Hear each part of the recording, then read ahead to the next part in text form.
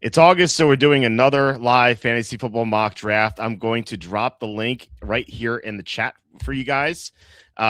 So you guys have first opportunity to get a spot here, and then I'm going to post on X in a little bit once we do the intros. So please hit like, subscribe, comment below, share this video, visit the link in the description for the merch store. Yeah, I'm wearing a royal blue Walter football t-shirt. Yes, it's the same one from yesterday, but you know what? When you have a great shirt like this, you have to wear it 2 days in a row. I think that's the rule. So you can get that shirt as well as everything else at the merch store, 20% off sale. You could change it to any color you want. You can also get long sleeve, hoodie, women's tank top, and infant onesie. We have mugs, playing cards, mouse pad, etc. Our famous apron, of course, and lots more. 20% off sale. Go to Amazon, buy my books. The most recent one is Jerks of the College Years. For now, most of the recent one. I'm actually almost done my newest book, which should be out. I'm hoping 3 weeks or so.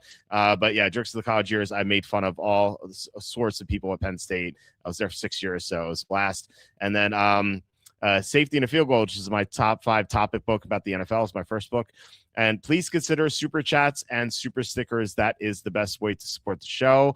Thank you to Kevin Kovac for the super chats a couple weeks ago, and then Harambe Slayer for 4 days in a row of super chats. I really appreciate it. Drew's in. Yeah, glad you're in this time. So we're joined tonight by Ben Wasley. Ben, how are you? It's been a few weeks. How have you been? Yeah. Oh, look, I'm loving life. We're getting a random public holiday today on a Wednesday, so just enjoying that, enjoying being at home in the afternoon for a change. Ready to do a mock draft. Get myself prepared for my upcoming redraft drafts as well. Well, I got to ask you, what holiday is it down in Australia today? It's called the Ekka Show Day, which is going to mean nothing to anybody. Because we're Australian, we shorten everything. So the exhibition show is called the Ekka, and we get a public holiday to go to the show. But I went like last weekend, so I'm just chilling at home like everybody else. Nice. Always glad. Is this just 1 day holiday? Is that yeah, it's like literally just one Wednesday in the middle of the week. Every year in August. It's real random, but I love it. That's awesome. Yeah, we don't have any holidays in August. I think it's like one of 2 months in the calendar year that we don't have a federal holiday.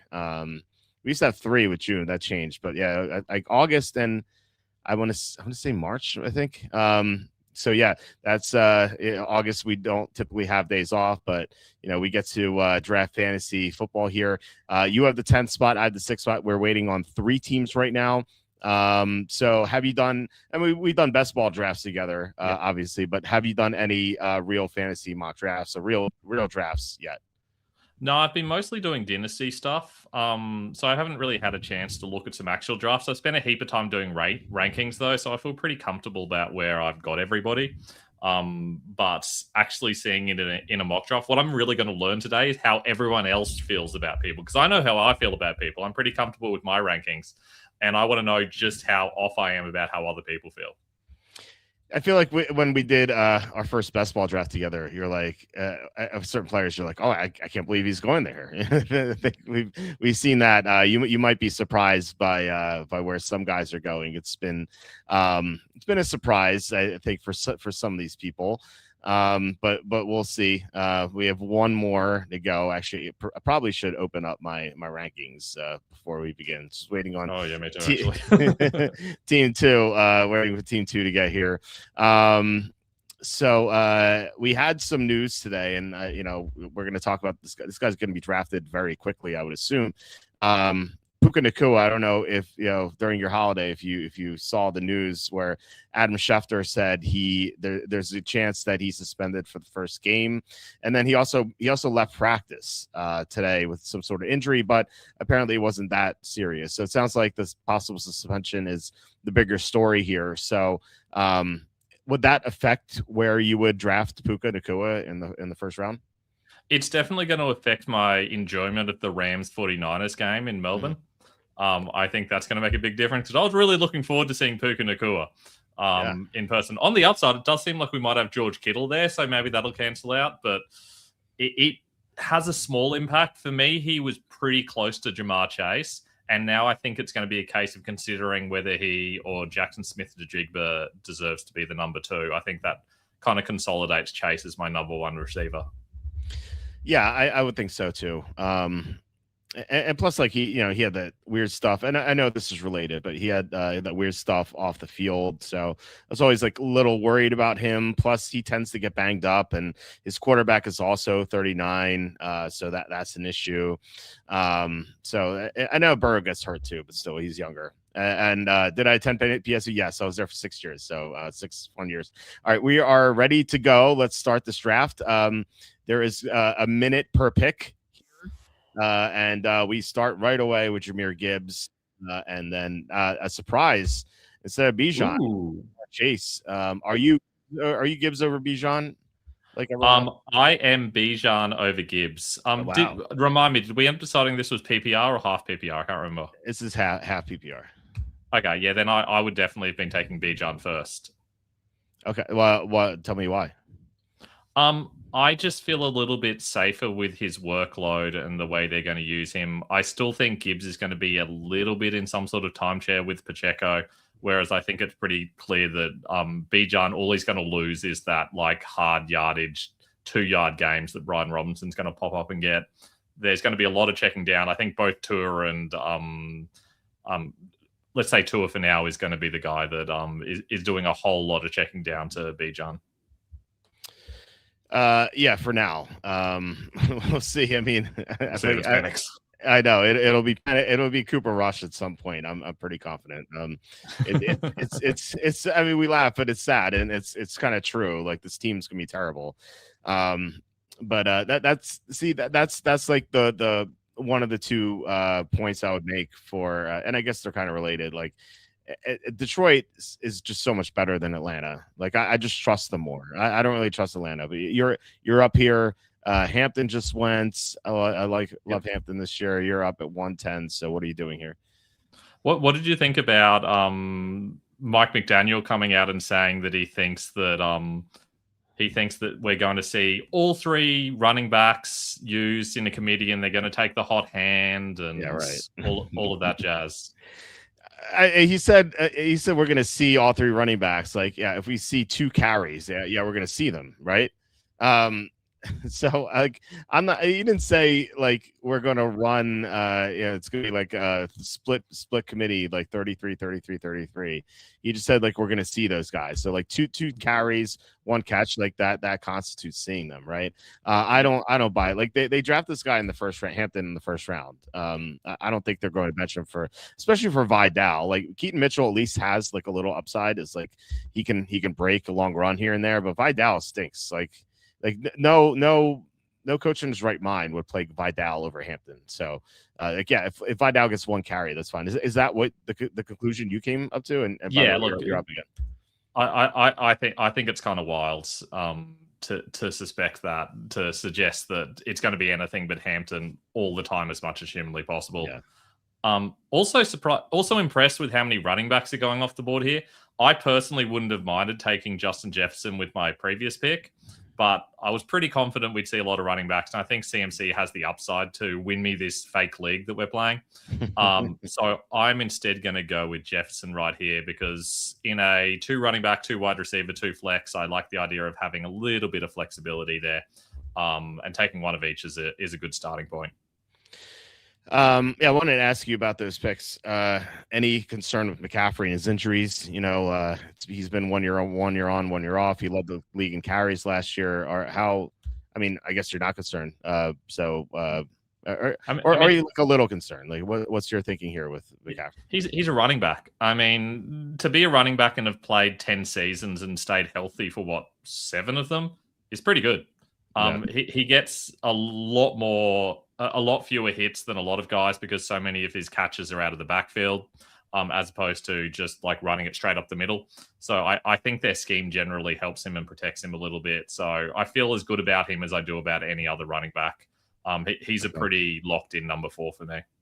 Okay. And then Jefferson, my worry is the quarterbacks, obviously. I mean, Jefferson's an amazing talent. He's so young, but you have like Murray won the job today. But like, it's like flimsy, right? He's been pretty bad in camp. Like, he's been better than McCarthy, but still been bad. So I worry about him, A, keeping the job because of performance, and B, keeping the job because he can't stay healthy, If you came from the future and told me that Murray's gonna play all 17 games, I'm like, okay, yeah, I definitely like Jefferson. My worry is that like he's gonna get hurt and then it's gonna be McCarthy again, and we saw what happened last year. But I guess you can't play too scared, right? Yeah. Yeah, I think it's one of those situations where you've got to respect that the talent gives him a massive ceiling, and it also gives him a bit of a floor. We kind of saw what the floor was last year with a truly terrible quarterback. You have to feel like we're going to get a little bit better quarterback play this year with Murray. How much better, I don't know. But when was the last time Murray actually had a proper O-line and proper wide receivers to be passing to? He's always kind of had like bits and pieces to work with, and it's the first time in a while that he's actually potentially healthy and potentially playing with good pieces around him. Yeah, first time he's had like a good offensive coach too. With Kevin O'Connell. I mean, yeah, Kingsbury. I was never a fan of Kingsbury. It's like it felt like his play calling was too predictable, and I always felt like fourth and 5 they'd go for it, and then they bomb it for like 30 yards. It's like, well, why don't you just try to get 5 yards? That like game planning just never made sense to me. So yeah, I trust Kevin O'Connell a lot more. I mean, like Nick Mullins played well under Kevin O'Connell, so I do have more faith in Jefferson and everyone else with Murray there. But like I said, if Murray goes down, and the improved offensive line will help. Although like Darisaw always seems to get hurt, but like if he goes down, that would really worry me if I had Jefferson. But like 2 or 3 is good value for him there. I mean, I see him go like 109, 110, 111, so it's a good value. Yeah, I think the half PPR is the only reason I'm a little bit concerned by that, because you might find that he's getting more catches that's going to help him in PPR, but not getting as much efficiency with Murray. But in a PPR, he'd go a little bit earlier. But even there, I feel like the value's fine for the upside that I'm getting. Mm-hmm. I was torn between London and Ibuka. I like Ibuka. I love Ibuka this year. I thought there was a chance he might come back to me. So that's why I went London there. But I guess I should have known better, because then this is a Walter football draft, because we've been all over Ibuka. Devontae Smith goes. So running backs fly off the board here. So I will take a running back. And it will be David Montgomery. Crap! It's the wrong guy. Never mind. I had 2 guys in my head. It was like Montgomery was the second guy. I'll talk about it when the other guy comes off the board. He was my second running back left, and I scrolled past my first running back and I saw Montgomery there. So I was like, okay, I'll take Montgomery, but that did not that was not the pick I wanted to make. But it's okay. I think this is a fantasy mock draft. Yes. We'll see. I mean, there's Javonte. I wanted to take Javonte Williams, not Montgomery. Yeah. I mean, I think, like I said, if Bagley took Montgomery, I probably would. If Bagley took Williams, I would take Montgomery probably. So it's not like the worst. How do you feel about these running backs in this third round? Scatterbo, Montgomery, Williams, and the other Williams. I really like your Javonte Williams suggestion. He's the best that was available at the start of this round, and getting to JP Harris 44 there. I think is a good situation. As I get sniped for George Pickens, that is painful. But yeah, I like both Williams picks. For me, Montgomery, I really do think that Woody Marks is going to be more involved than we want. Regardless of whether we think that's warranted or not, I do think we're going to see a fair amount of Woody Marks. How that's going to impact things, I guess we'll have to wait and see. But so I'm just trying to work out who's still available on the board. And I am going to go wide receiver again, because I feel like there's more value compared to the running backs going off the board. And I am going to go with Chris Olave, who I think has a very high ceiling with Tyler Shuck. I know there's a massive amount of risk here, but I love playing risk in fantasy football. No point in coming 6th in my league. I want to win it, and I don't care if I come second last. Yeah, as long as you're not in a league where you come in last and you have a penalty for coming in last. Like you need to make sure there's one idiot in your league that's going to do something tremendously stupid like auto draft, and then you're safe to take risks. That's true. Yeah, you got to invite like the person who knows nothing about football, and like I don't know anything about football. It's like here's a fantasy magazine, and like give him the PPR rankings in the fantasy magazine. If it's not PPR, like that's how you do it. But there are some funny penalties out there. I saw I saw like one guy had to go trick or treating in July, and he had to keep going until he got 3 pieces of candy. So it's pretty creative. So you're on the board again. You're on the clock again here in the 4th round. So let's see what you do here. I'm quite torn because there's one player that's giving a lot of value, but I do wonder if there's going to be equivalent value later on in this position, because I feel like tight ends are going to fall, and tight end is a pretty deep position this year. Having said that, I can't go past Trey McBride in the 4th round. I think that's incredible value. We know how much passing volume you're going to get out of Jacoby Brissett. You know a lot of it's going to go to McBride, even with Harrison and Wilson there. So I think McBride in the 4th round is pretty good value. I considered him in the 3rd, but Olave made too much sense. I have to take McBride there. Yeah, I mean, he is. I mean, it's great. I was about to say Malik Neighbors. I was looking. I nearly took Malik Neighbors. I was like, "Where's Neighbors?" Usually, he's like going 2nd round now in best ball. Yeah. I would have pulled the trigger as much as like I'm worried about his torn ACL. 4th round at this point for a guy who's practicing. Looks like he's going to play week 1. That is that's definitely a steal. So good pick by Kid No Name there. I felt like Kid No Name like sniped me a million times last night. So luckily he, don't get to see him too much in my leagues. Okay, so I am up right now. And ideally this is where I would have taken Montgomery, instead of Javonte Williams.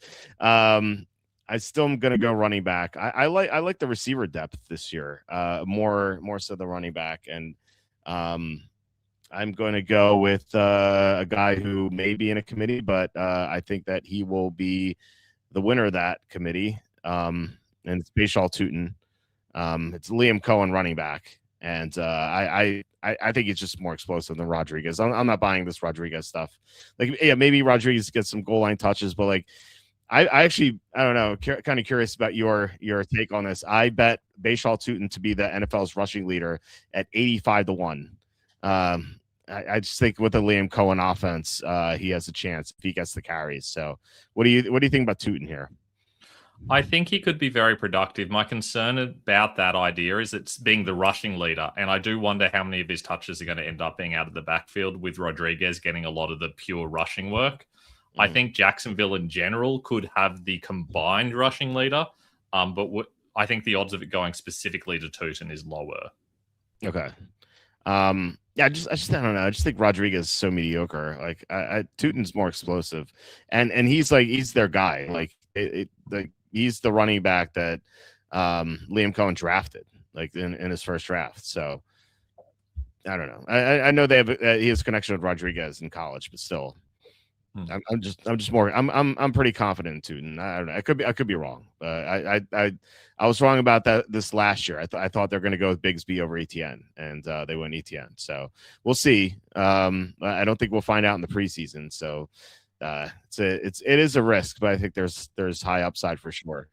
Jadarian Price goes. What do you make of him and Jeremiah Love right now? Especially with where they're going. It feels like it's starting to for Price, it's starting to look very much like a Kenneth Walker situation, but he's not Kenneth Walker. So I do wonder whether he's going to get similar usage, but not that same level of efficiency compared to Walker. And with Love, I also worry about a committee situation. You know that each year I've done an analysis of rookie usage depending on where they were drafted, and for top 5 running backs, it's off the charts. And yet I can't feel good about Love. I just feel like they're going to use Algier. They're going to use some James Conner. Like, assuming they don't trade one of those guys, they probably have to trade 2 guys before I feel particularly good about Love, honestly. Yeah. I was on the Fantasy Football Counselor show today, and we were talking about guys that I would just avoid. And I mentioned Jeremiah Love, and I think that he's just there's just so much wrong there. Like the team sucks, first of all. Second, they have, as you said, there's a big committee, not only with Algier, but James Conner is going to get the 3rd down work, I think, at least in the first half of the season. See, maybe he gets traded or something. But he's there, and they trust him on third down, so they're not going to do that. And like we know, Algier stole touchdowns from Bijan, like he's going to steal touchdowns from Jeremiah Love, and like they're not going to be ahead in most games. So it's like, how do you feel super confident about him? I love the talent. Like this time next year, assuming they get a quarterback, I'm going to be all over him. But I just can't do it right now. Yeah, love him in Dynasty. In Dynasty or even in a keeper league, I think he's fantastic value because next year he's going to be worth way more than a late third-round pick. But at the moment, it feels like he really should be going closer to the 5th. Yeah, I said the same thing. I said I would take him early 5th. I think that's exactly where he should go. Maybe late 4th, but he is. We did his draft last night, and he went at 212, and I just can't get behind that. Where did he go this time? He went 312. So little. I mean, that's definitely round later. That's certainly better, but still a little too early for my taste. And you're down on Price. I mean, you said he has the Walker role, but yeah, just don't like him too much. I wouldn't say I'm down on him. It's just that if Charbonnet's healthy, or at least moderately healthy, it's really hard to see him paying off at that cost. I feel like you're kind of drafting him too close to his ceiling to feel particularly good about him. You're drafting someone is probably going to be in a committee, and I feel like 4th round is too early to be doing that. Having said that, I still prefer it heavily over the Travion Henderson pick, but I would have taken EDN if I was in that situation, but I know it's an awkward one. I'm on the clock. Yes. And I really like the value of this guy falling this far, especially in a half PPR where quarterbacks have more value. So I'm going to take Drake May. I feel like for me, he's the second quarterback off the board. I feel like there's a risk he doesn't make it around the corner. And so I take him here and hope that the guy that I would have taken otherwise falls to me. He is. I'm trying to get him as much as possible. I think there's a good chance. I think that he's the QB1 this year. Like think about it this way, like he was the best downfield thrower in the NFL last year, and he had like nothing at receiver. He had an aging Stephon Diggs, who they got rid of, like thoughtlessly, and Keyshawn Butte was their receiver too. They Mac Hollins they're relying on, and now they have and you're up again. Now they have AJ Brown and Romeo Doubs as upgrades, and their left tackle Campbell's healthy. They drafted a right tackle, and May, that was only his first full year. Like he's going to get a lot better too. So I think the ceiling's through the roof. I think QB1 is certainly within reach. 100%, yes. I'm going to go wide receiver again because the value's there. There's still some guys that I really like, and I'm going to go with a veteran who typically shines in a half PPR situation, who has a heap of upside, who I know has a heap of touchdown upside. Yeah, I'm going to go with Mike Evans to give me an accidental San Fran stack. Nice. I actually thought you were referring to someone else when that was the other guy that I was considering taking. There were two options here, and they both sounded exactly the same. No, it's like, oh, okay, you're gonna take the other guy, and then he took Evans. That's funny. Are you worried about Evans's hamstrings, especially with that electrical substation? There's Adam. That's there he is. Yeah, Adams was obviously the other guy we were talking about. Yeah. Look. You know what? Like, when he's in Australia, I'm just going to, lay hands on him, make sure his hamstrings are fine. Just protect him from that evil substation. He's going to be absolutely fine. Look, San Fran players are always going to get injured, but it's just a lottery as to which one gets injured, and the ones that don't usually shine. So, again, I'm playing to win. And so I'm going to go for the guys that I feel like have the most upside. And it's Evans compared to any of those other guys. Like my concern with Parker Washington, for example, who went just before that. Mm-hmm. I mean, we've suddenly got Travis Hunter coming back, mainly playing out of the slot. Two other good wide receivers in Brian Thomas as well. I mean, how much are we actually going to see Parker Washington on the field? I don't think it's going to be 100% of snaps. I think he's going to be playing closer to 60 or 70% of snaps. And that's going to be really hard for him to pay off when you're taking him in the 6th round, which tends to be where he's going. See, I don't think Hunter is going to play that much. I think they want him to play corner, and I think he's just going to be like a gadget player. I don't see him really doing all that much. Like I think I don't think he needs to play much to be in the way though. If Hunter plays 30% of snaps, and you've also got all of the 12 personnel they're going to play with all the tight ends they've brought in, then I feel like you're going to be only getting Washington out there on 60 to 70% of snaps. I would have guessed Hunter would play like 10% of snaps, and he would play mostly corner because their offense was so much worse last year when he was on the field. He didn't know where to line up, and like he can't be part of the game plan if he's playing full-time corner. So I just assumed that Washington's going to be the main receiver one there, just with Thomas clearing everything out, going downfield and not doing anything. It's I feel like they just love Parker Washington so much. I don't know. Maybe it's coach speak. Like Liam Cohen has just been like talking about this guy like nonstop. He said he trusts him more than his wife or something. Like he said that in the press conference. I don't know why, but like he did bring that up. So I don't know. I do believe in him. I think that he's going to get a huge contract too, sometime soon. So. Maybe I hope so. I've got him a lot in Dynasty, so I could definitely use some Parker Washington going off. I just don't believe in it at the moment, but I'm hoping I'm wrong. This is one where I would really be happy if I were wrong. Yeah. Okay, so what do you make of Michael Wilson? Just went. I have no idea what to make of the situation. Like he was so good at the end of last year, but like, how do you trust it? I just don't know. Yeah, I don't trust it even slightly at all. I think that was a Marvin Harrison Jr. being injured and injured, or at least not playing at his best the whole time. I think they're committed to Harrison. I think they're going to make that work regardless of what happens, and they've still got Trey McBride. So I don't see a situation where Michael Wilson is a top 2 receiver without one of those two getting injured. Yeah. And it's hard to feel particularly good about that situation. Having said that, it depends where you're drafting him. When you're drafting him in the 7th round, you can kind of take those pot shots on players and hope. I wouldn't want him to be my wide receiver 2, ideally. But if I'm getting him as a high bench option, then I feel pretty good about it. I think it really depends on my league setup on where I'm getting him.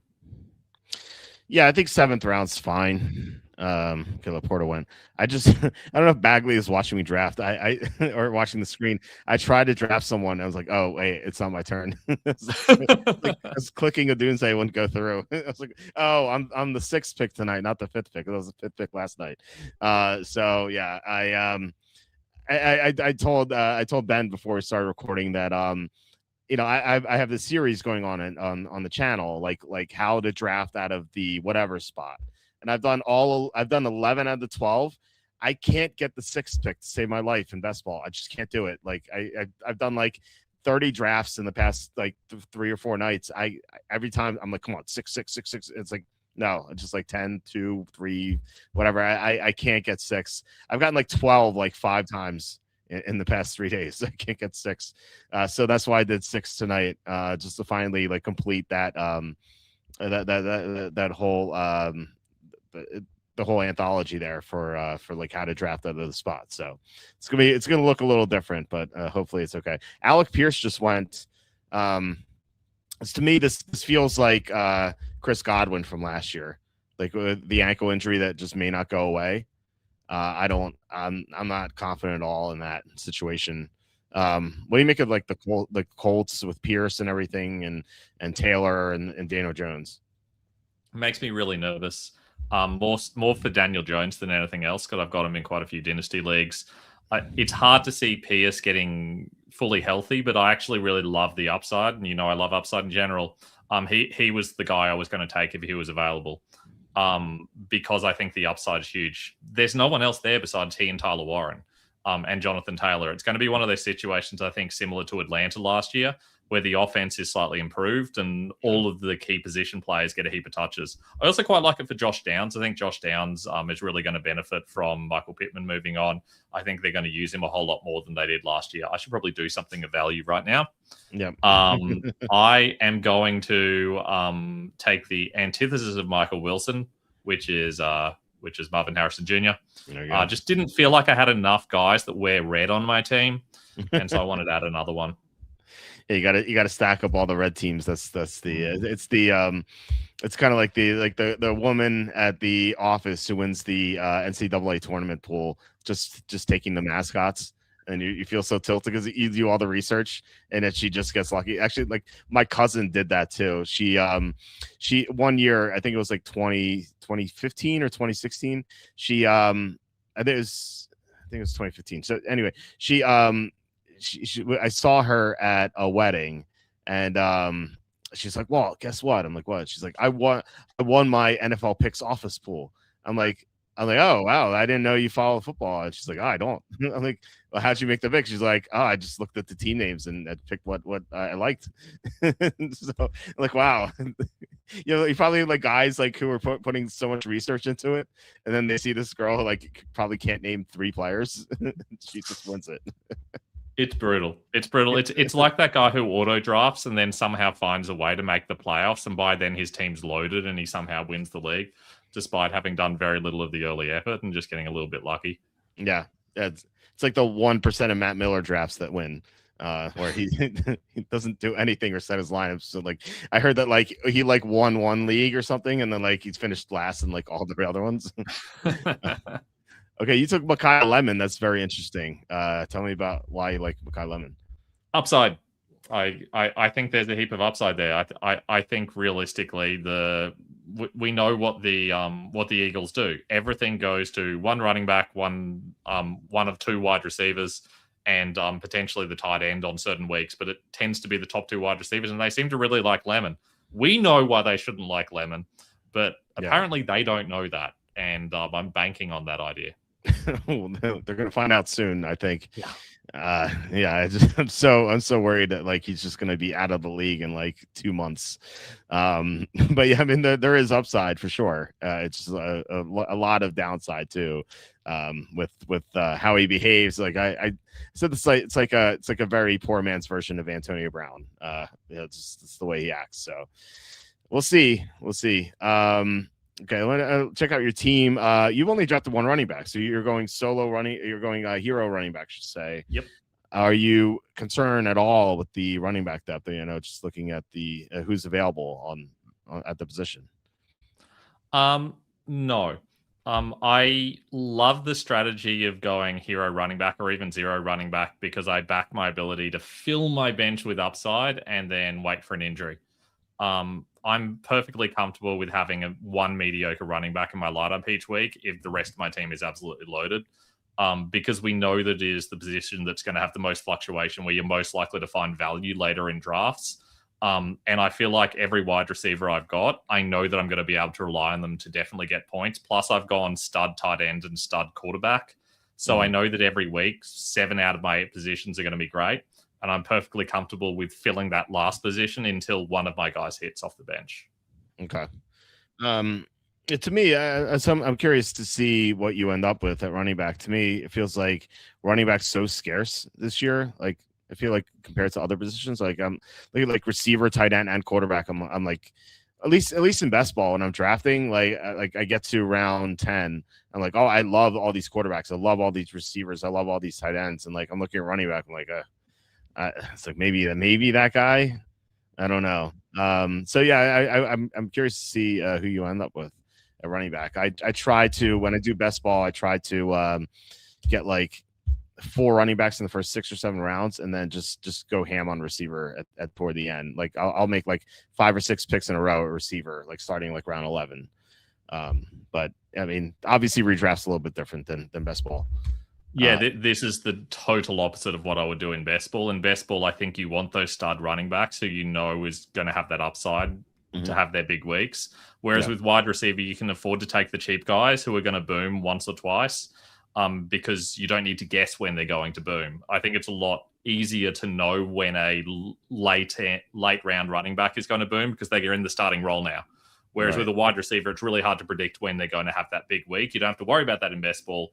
In a redraft, it's the only thing you have to worry about. So at least in this case, I now can feel really confident about every single position except running back, and I can just fill my bench with running backs. Yeah, I mean that's certainly true. I think those handcuff running backs are more valuable in redraft, just because like when the starter goes down, they're going to want to pick up that player. If you already have that player, you can either start them or you can trade and obviously you can't do that in best ball. So it is certainly different. But I'm still like looking at the running backs here and just pull them up for a second. Like, there are a couple I like, but overall I'm just like I don't know. Like they seem to be a little underwhelming. Like I'm looking at like two. I'm like, okay, I would take here, and I do want a fifth running back at some point. And then that would probably be it for me at the position. Just considering like which players are drafted early or which players I should have drafted early in the third round.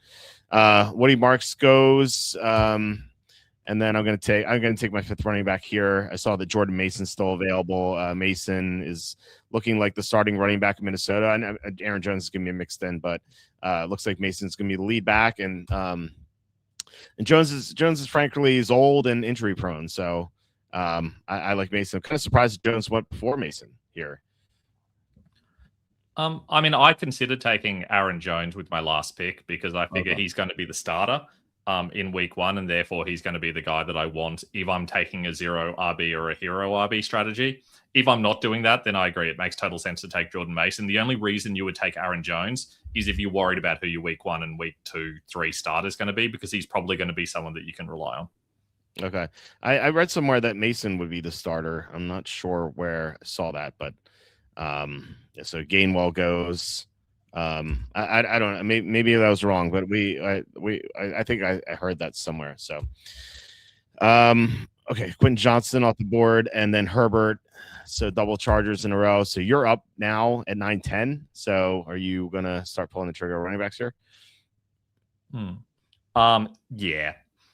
As to which one, I think I'm going to start with someone who, at least week 1, I think I'm probably going to feel pretty good about having at least a relevant role where I can stick him into my lineup and just see what happens.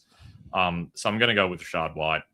I don't love him in general, but I feel like there's the possibility that he's getting at least 50% of the touches, including a lot of the receiving work, and they're going to be more efficient than we expect, because that seems to be how it works with the Commanders these days.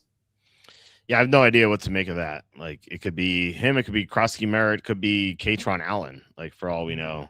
Or it could just be 30-30-30, and then someone else gets the other 10. Like, I have no idea what to make of that offense. And then Larry Tunsil got hurt too on top of that, which stinks, because I was hoping Washington would make a move here, because I thought they would last year. And my thinking was that they were heading into last year, they were 19-1 to win the Super Bowl.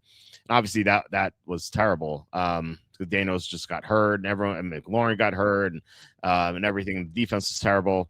But I saw that this year they were like 65-1 to win the Super Bowl. And I'm like, this is like the same team now, except Daniels is healthier for now, and he has more experience. So I'm like, well, they were 19-1 last year and 65-1. So I took a bet on them, like a small bet still, to just a long shot. So I was hoping that they would have better luck this year. And then Tunsil gets hurt. I'm like, okay, well, we've seen how this is going to go. So yeah, that was disappointing, to say the least. Yeah. I think Commanders were one of the surprises a couple of years ago, and then somehow managed to be the surprise the very next year for all the wrong reasons. So it'll be interesting to see in what way they surprise us this year. I now have to decide which running back to take next. And got to be honest, Jonah Coleman was someone I was really considering. So thank you, you big mega beef head. Let me see. You know what? I'm going to get a handcuff for my wide receiver and get Deebo Samuel, because I feel like there has the potential of a lot of value there. He has the potential to be the running back in San Francisco if McCaffrey goes down. I mean, he's not going to like handle all the carries, obviously, but like he can handle like 8 to 10 carries a game if McCaffrey goes down. Like, they even talked about it. So I was I don't know if I was doing this with you, but I was drafting like a random Niners running back in round 19. And then I stopped that once they signed Samuel, and they kind of said that he could play some running back. I'm like, okay, well, there goes that idea. So, yeah, I didn't do that. I'm surprised. Well, you got more red players, by the way. You got White and Samuel. Look, I mean, White's not a true red play, but he's wearing it, and I felt like that had to count. So even though he's got white in his name, which is kind of going against my strategy, but sometimes you gotta make it stretch. Yeah, burgundy's red enough, you know. I think that's fine. Okay, so I am up now. Let's look at who. Okay, so I was looking at who ahead of me has already taken tight ends. And 2 people have not. So I'm going to take the tight end I love. I love Dallas Goedert this year. For the reason you said about Lemon, like Jalen Hurts is like read 1, read 2, run. And that's all he does. And I think that Goddard is going to be the receiver too. If you look at like how he's performed when AJ Brown or Devontae Smith have been out, you know, with Jalen Hurts, the quarterback, like he has posted some insane games. Like the week 2 against the Saints in 2024. He just went nuts. I think he had like 150 yards or something, 180 yards. I forget what it was, but he went crazy in that game. And I think he has immense potential. Plus, he's playing for a contract. So I definitely like that. So, I like Goddard a lot here. That's like one of the reasons why I'm like willing to pass on tight ends. Like you can get Goddard 10th round. Like, you know, I like Fannin 8th round, Kraft 8th round, even though it's 20 ACL still. Denzel Boston just went. I was hoping to like sneak that pick in. I was going to ask you about that Denzel Boston once he went off the board. Have you heard like any news on him recently, or like have you started considering him? I know we just saw him in the draft. I mean, firstly, speaking of the tight ends, I have Kyle Pitts as my 5th tight end off the board. So I just have to feel like I'm going to get a whole heap of Kyle Pitts this year. It's insane to me that he's going this late. I think he and Tucker Kraft have a massive amount of upside and a huge amount of value. But I don't mind your Goddard idea either. As for Denzel Boston, when they were drafted, I remember on draft day, when Concepcion went, talking about how Denzel Boston was the guy that I thought they should have taken in that spot, and then they went back and took him later on. I feel like from a fantasy perspective, he's got more upside to be a true number 1 receiver. And so I don't know that happens this year, but I do feel from a dynasty perspective, he's the guy that I really like, especially if you're picking in your dynasty drafts around that 9, 10, 11 spot where most of the value's gone off the board. I feel like Boston's the one remaining guy that gives you a lot of upside. He was a pitch just went. I guess they heard you talking. I don't want him. I've already got McBride. Right. Yeah, but still they heard you talking. I saw a report that it was published this evening here that he was named as one of the starting receivers already, and someone I know said that they went to Brown's training camp practice, and they described watching him as a religious experience. So I heard that, and I already liked them. I'm with you. Like I was like, how Denzel Boston not go first round? Like I was like, I had him in the first round, I think, in almost every single mock draft I did, and like he went out of the first round. Like this is insane. And so yeah, he went second round, and you know I thought that the Browns got a great value there, and like I'm not surprised that he's performing on a high level. I'm going to take this guy. It might be a little too early, but I know the drafters here. They're going to snipe me just like they sniped me from Denzel Boston. I'm going to take Jacoby Lane, and I'll talk about that in a second. With Boston is like, I'm not surprised at all. And like you hear everything positive. Even they just moved him up the depth chart to be a starter. Like he should be going much earlier than he is now. Even though like some people who aren't really paying attention, they saw him go, like they might look at that and be like 10th round. Like that's awful. That's actually like, I think a little too late for where he should be going. Like he's now in best ball, he's now going like round 12, round 13. And so that's just going to keep moving up. Going to miss the days where you're able to get him round 14 or 15, you know?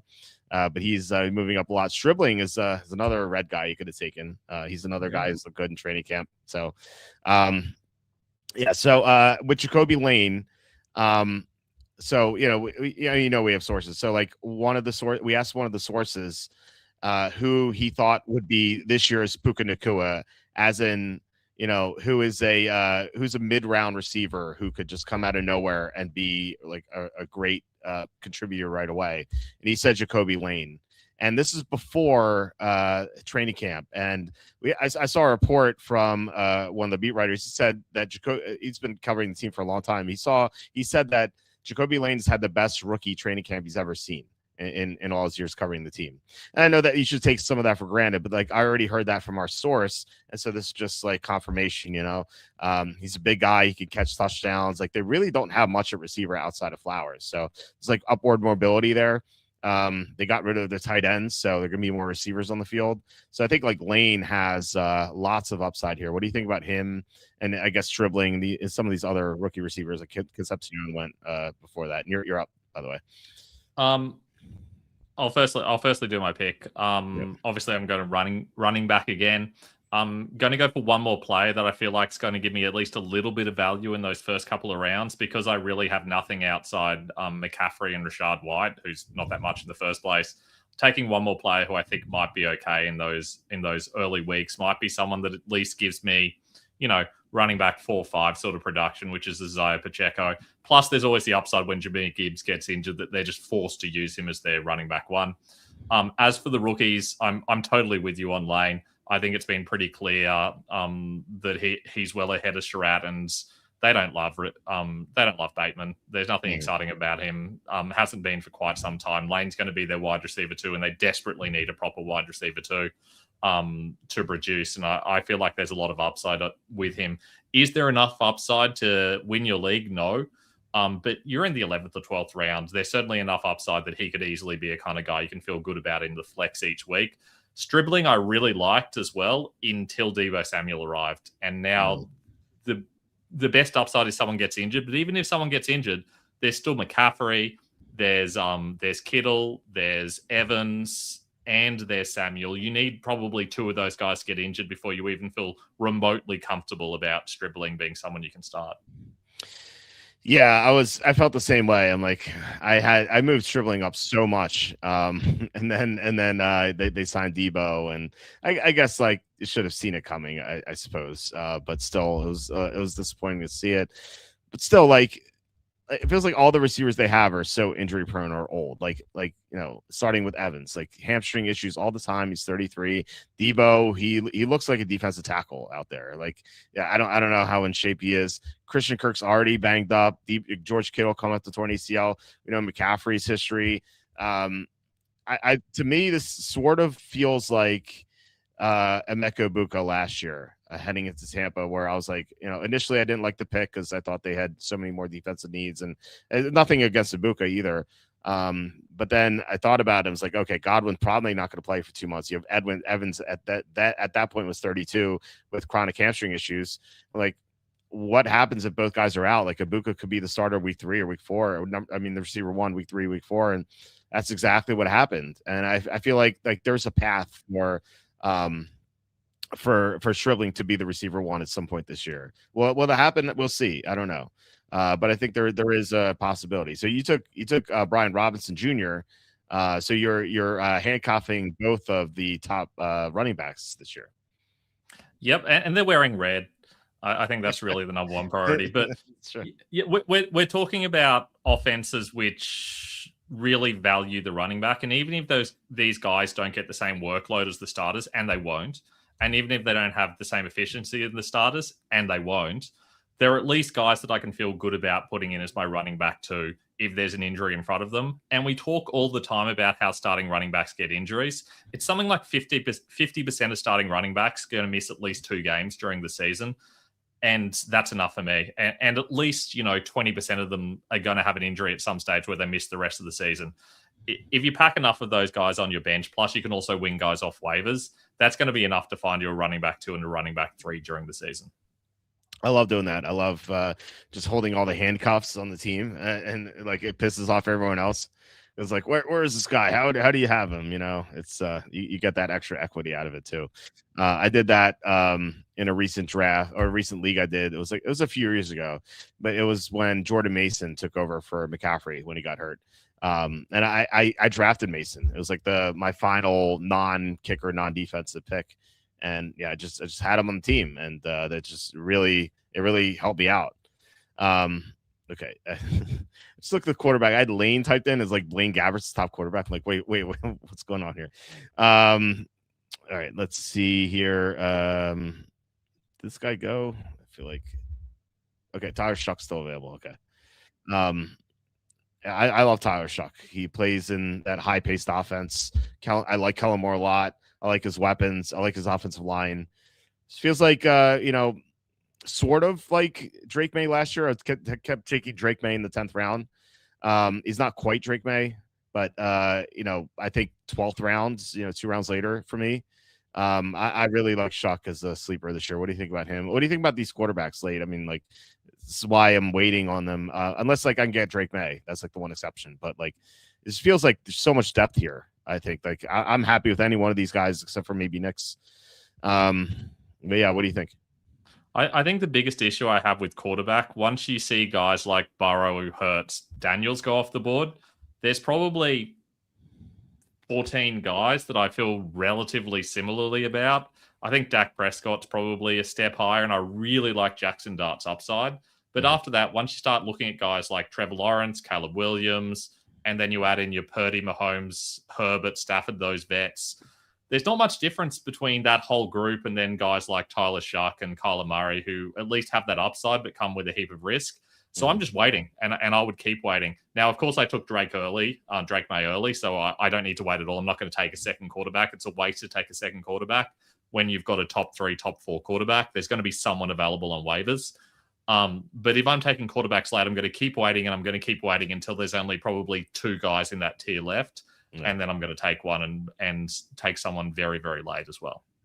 Yeah, it makes so much sense. In yesterday's draft, who did I take? I think I took Joe Burrow in the 7th round. And by the way, I like Zachariah Branch a lot too. I took Joe Burrow in the 7th round, and it felt like a great value because I love Burrow this year. I have the Bengals winning the Super Bowl.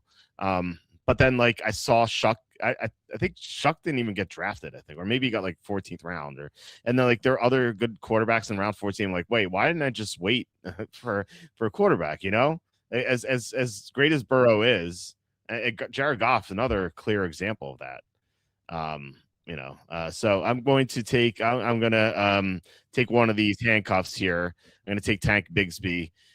You have Saquon Barkley nearing 30, and he has last year he wasn't very good. I know there were blocking issues, but he was 35th out of 38 qualifying running backs in explosive runs. So that would worry me if I had him. But he could definitely revert. But what if he has a torn ACL in his past? What if he gets hurt? What if he just doesn't look that good anymore? Tank Bigsby is someone who he took ATN's job 2 years ago. So I like him there. So. And yeah, Marshawn Lloyd goes, Sampson. You have other handcuff running backs here who just, as you said, make more sense in redraft than they do in best ball. I just added 5 running backs to my queue since you picked, and 3 of them just went in Bigsby, Sampson, and Lloyd. All of them have a heap of upside, especially Bigsby and Lloyd. I think. We know Barkley's getting to that age where injuries are going to be more likely, and who knows what the heck's going on with Josh Jacobs. And I think that Lloyd has a heap of upside once he can get healthy, and it seems like from what we're hearing at a training camp, he's looking healthier than he's been in quite some time. So the upside's clearly there as well. Having said that, the guy on the top of my list hasn't gone yet. Because I had Rashad White before, I think it only makes sense for me to take Katron Allen and at least give myself another possibility of securing that Commanders backfield. I don't feel great about it, but he's the kind of guy that I'll probably know by week 1 or 2 whether I want to keep him on my roster. And I love having those guys where their value becomes immediately clear once the season starts, because they're the kind of guys you can then drop if they've got no value and pick someone up, because the week 1 waivers and the week 2 waivers are so valuable. If you've got guys where you have to wait 3 or 4 weeks to see whether they're going to pay off, you're kind of wasting that roster spot a little bit relative to these guys where you can just drop them immediately. Yeah, that's true. Yeah, you'll definitely know. Like if he's inactive week one, you can like just get rid of him. But like if he's there and they give him, week one they give him like 7 or 8 carries, like okay, like his role could expand as we go on. And I like him. I think he's better than the other Penn State running back, Singleton. Like he's more, and you're up again. He's more of a more natural runner, where Singleton is the better athlete. But still, I think I'd rather have my running back have very good vision than as Kenny calls him, elite blindness. So and then you took Malik Davis too. What's his story? Same situation. I think for me, he's the most likely to end up being the backup there. Far from a guarantee in his situation. I think it could be Jaden Blue, but I'm not really trusting a lot of the reports around him. Just adding in more guys where I'll know by week one if I want to keep them on my roster moving forward. And I know there's always the possibility there's an injury during the preseason or there's an injury during the season. I kind of keep them on their roster for their upside. The Cowboys running back generally has pretty good value when Dak Prescott is healthy. And we've seen that when the lead guy goes down, the next guy up looks fantastic. We saw it with Tony Pollard, for example. And I see no reason to think why Malik Davis won't be in the same ballpark. Yeah, that certainly is possible. We'll see. I'm going to take. We'll see. This is a swing for the fences here. Tank Dell. We'll see. Like he's practicing. Is he 100%? We don't know. Can he stay healthy? We don't know. But what I do know is it's the 14th round, and if he plays like 80% of what he was before, he could be one of my top 3 receivers. So yeah, I don't know. Are you any optimism here for Dell, or am I wasting my pick here? Yes, I have big optimism. Oh, sorry. I mean, yes, and I'm just going to say that, and you can work it out. No, look, I like Tank Dell. I feel like there is plenty of upside there. I feel like I'm not convinced by Higgins, but even if Higgins is good, there's no reason why the third wide receiver can't be good in Houston either.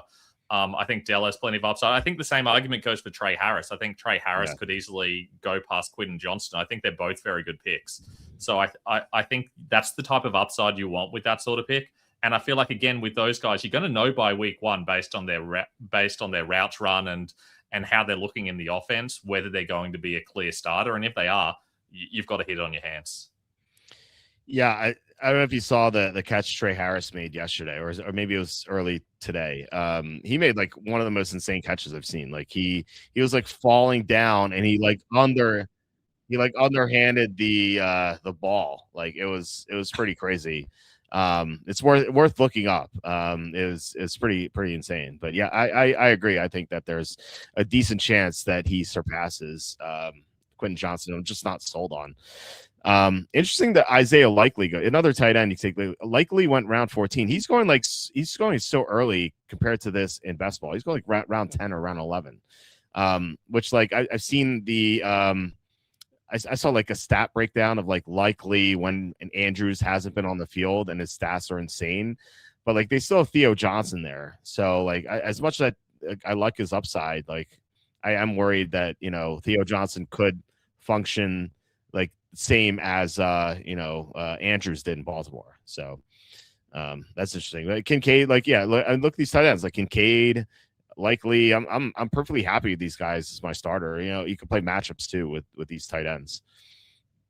Yeah, it's smart to be waiting on tight end in redraft. You can't do it in best ball because everyone's forced to take 2 to 3 tight ends.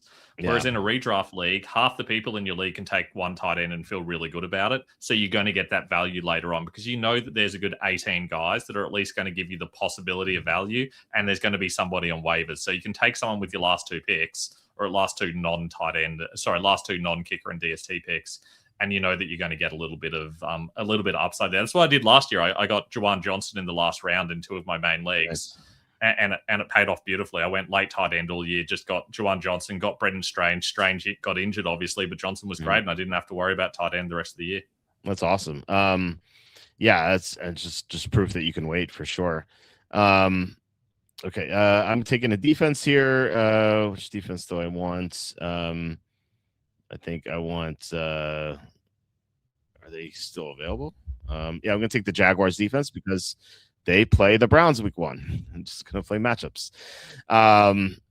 Yeah, no, I that's definitely worth thinking about. With if I have a regret here outside of misclicking the running back I wanted in round 3, it would be Dallas Goddard in the 10th round. I love look, I love Goddard, but like if you look at some of the other guys, like Pitts went around later, likely, and Kincaid went 4 rounds later. Like I have Goddard ahead of them, but not that much ahead.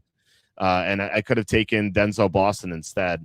I really thought Ben Boston might have fallen to me at 11th round. Maybe that was stupid on my part, but in hindsight, and we know hindsight's 50-50, I would have taken Boston at 10:07 now. That's like the one regret I have. Is there any like regret you have in this draft for now?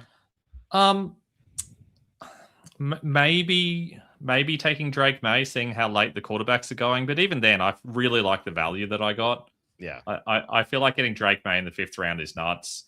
Wouldn't have minded getting a second running back, but they went flying off the board early, and I feel like I had to take Justin Jefferson where I did because I didn't like any of the running backs that were available. I would have been forced to really reach.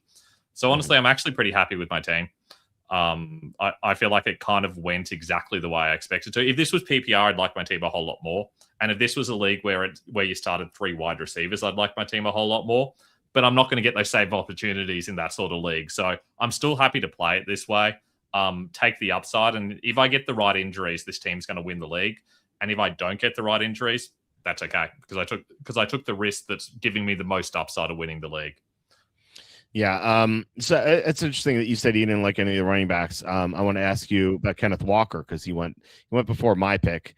So I mean, obviously you don't like Walker and I find that interesting because he's going like early round 2, and all I hear are like people like they love him on other channels. I'm not a fan. So like why do you not like Kenneth Walker enough to take him at 2 or 3? I don't mind him. I just don't like him at the value. So I feel like there's better value with other players in those positions. I don't mind the idea of taking him in that range, but I felt like Justin Jefferson has more upside. I feel like with Walker, you kind of know what you're going to get. In the best case scenario, he's the 7th, 8th, 9th best running back in the league, and you draft him as the 10th best.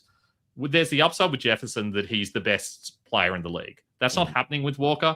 Walker's not going to be the highest scoring running back in the league. That would be very surprising. It would not be at all surprising if Justin Jefferson is the highest scoring wide receiver in the league. We've seen it happen before, and we know that Kyler Murray can sustain good running backs in the right situations.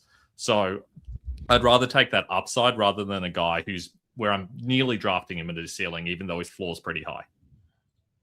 Okay. Yeah. I think that makes perfect sense. He just doesn't, he's never really handled all the workload, and like the Chiefs offense is a mess. Like Mahomes just went 1409. Like when do you see him go that late? That's pretty crazy, but like justified. Like he just hasn't been accurate. You're up, by the way, to make your last pick. He was the 3rd least accurate quarterback last year for passes 10 or more yards. And the other 2 were JJ McCarthy and Michael Penix. So he was in that company. I know that like his receivers sucked, but I can't remember how many times I watched the Chiefs and like I was betting on them, and like Mahomes would drop back and he would fire a deep shot, and I was like, oh, this is the big one, and he's like 10 yards off of the target. I don't know what's going on with him. And this is before the injury, obviously. So I don't know. And it's been 2 years of poor accuracy downfield. This is evidence you could just wait quarterback. Brock Purdy went 16-6. you can wait a quarterback this year. So that's definitely worth noting. I'm going to take a kicker who plays in a dome. I guess Harrison Davis. I don't know. I don't really care. You took who's Jay Jones? Who's Jay Jones? That is not the player I meant to take. What the heck? Like, who is Jay Jones? Who's this person? I was trying to take Jordan James from the 49ers. Okay. I think I just must have missed him on the list. I don't know what's going on. James, that's really weird. Yeah, he's still there. Okay, I just obviously misclicked. That's meant to be Jordan James. Just pretend it's Jordan James, people. Just Okay. yeah. I Thank you was very able to much. make that I change. need more red. Yeah, that's true. I was like, Yeah. who's Jay Jones? Like, am I missing someone here? I don't even know who that was. Like that player card. It's like, who is Yeah. that? That's funny. So yeah, so you monopolized the backup running backs for the Niners. Yeah. So when I'm drafting this far out, I wouldn't have taken this same tactic if I was drafting the week before the season. But Yeah. when I'm drafting this far out, I'm going to take a whole heap of guys where it's going to become evident who's the backup running back after the preseason really kicks in. So we'll know within a week or two which of those two players I need to take. In the same case with Washington, I wouldn't need to take those players. So by taking these guys, I don't bother taking a DST. I don't bother taking a kicker. I'm going to be streaming kickers and DSTs the whole time. Last season, it just came out that I was the number one ranked kicker ranker again for like the second time the last 3 years. And yet, my streaming still got more points than the top kicker last year. I know that streaming is going to be more valuable than kickers, no matter how accurate you are. And you're not more accurate than I am. You're still better off streaming kickers. In every situation, you should be streaming kickers. So there's no point in drafting one. Just stream one for the first week and continue streaming all the way down. The same thing happened with DSTs. You're not going to be more accurate with one DST all season, and you're not going to score more with one DST all season than you are by streaming. I've done the numbers. You're going to get at least a top 2 DST and at least a top 2 kicker by streaming every single season, assuming your league has 12 or fewer teams and assuming it's not Dynasty where people are stacking 3 or 4 DSTs on their bench. Couldn't agree more. If your commissioner allows you to not fill out your roster, definitely take advantage of that. Now, if you're drafting like 3 days before the season, then there's no point. But if you're drafting right now, August 12th or 13th, August 12th right now, you'd wait. You just don't draft kicker, don't draft defense. Totally agree with what Ben said there. Couldn't agree more. However, there are some commissioners who are very authoritative. And Tom Brady went at the end. There's some commissioners who are like, they will make you take those positions. And so whenever that happens, it tends to be a joke kicker. Like I'll take like Al Del Greco, a kicker, is to be the Titans kicker in the 90s or something, just to like piss them off. So that is no, I totally agree with that. Anyway, let's review our teams. Actually. Yeah, let's review our teams, and then we have some comments to read, and we can head out. So I'll go. I went before you, so I'll go first. I went 3 running backs in the first 4 rounds. I went James Cook. I love James Cook this year, especially in formats where like receptions are diminished a little bit here, half PPR. Dave Montgomery. This is supposed to be Javonte Williams. I had one name in my head and I got crossed up. So I meant to be Williams, and then Tootin, I think, has a lot of upside. There is a floor, but I also took Blake Corum and Jordan Mason and then Tank Bigsby. I love Corum this year. I feel like he should be going right next to Kyron Williams as far as I'm concerned. Like it's going to be like 52-48, 53-47, the workload from what it sounds like. And so, like, why are they 3 rounds apart? I just don't get it. Mason, I think is the starter running back there from what I heard. And Bigsby, just the swing for the fences, handcuff guy. A receiver, Drake London. I thought about Ibuka. I love Ibuka this year, but I thought he might have come back to me, and he didn't. So it's just kind of seeing where he went. I think in a real draft, I think it would have gone Ibuka. DJ Moore. Is Josh Allen's number 1 receiver? Why not? Roma Dunze falling round 7 for Dunze. Like I like Burden more, but the 7th round is kind of crazy for him. Jaden Reed 8th round. He's practicing 2 receiver sets, so that's nice. We talked about Lane at length, and Dell we talked about as well. My quarterback, I took late Tyler Shuck and Dallas Goedert. I could have taken these guys tight end, quarterback later. Like there's some good tight ends who were not even drafted. I'm thinking like Dalton Schultz, who's solid last year. He wasn't drafted. Quarterbacks, Brock Purdy went 16th round. Stafford went round 15. Like you can get good quarterbacks late. I think that's the lesson here. Quarterback and tight end are so deep this year. Just want to stack running backs and receivers as much as possible. So happy with the team outside of this I don't know if it was a misclick or misthink. And then just learning I can even go later with the tight ends and quarterbacks. So I'm okay with this team. Not like super excited, but I think it's fine. So do you want to talk about how you think you did with your team? Sure. I want to shout out the 2 picks of yours that I really like first. I think the Drake London pick is very good value there. I feel like you're getting a lot of upside with a really good floor. But I love the Roma Dunze pick. He's the number one guy for me in Chicago. I don't trust the Burton breakout as much as some. I still think he's going to be relevant, but I think this is a situation where it's those two wide receivers and Colston Loveland are going to be the three receivers to have for the Bears, and I feel like they're all going to produce. So getting someone like that midway through the 7th round is absolutely fantastic value. You know that you don't need to start him week 1 because he's your 7th flex player off the board. So I think that's fantastic value. I also want to shout out Drew for finding a way to get an older quarterback than Matthew Stafford, who he'd selected previously. That's just elite play. You need that old guy in the room, and sometimes you need an older guy than your old guy to make the old guy feel young. So smart thinking there. Love that. As for my team, sorry, that's kind of like when in the Brett Favre that at his end days in Green Bay, they always had Doug Peterson as his backup because like that was like the one older guy in the league that he could relate to. So that's what it feels like here. Yep, exactly the same thing. It's just it's elite strats. Like I absolutely love it. As for my team, I mean, I went hero running back. Not personally my favorite strategy in a half PPR league. In a PPR league, this team's going to be absolutely brilliant, but I'm never getting this team in a PPR league. The fact that it has just 2 wide receivers and 2 flex spots as well mean that I don't generally love this strategy, but I'm getting so much value with every wide receiver I pick because they're all going multiple rounds later than they normally would be.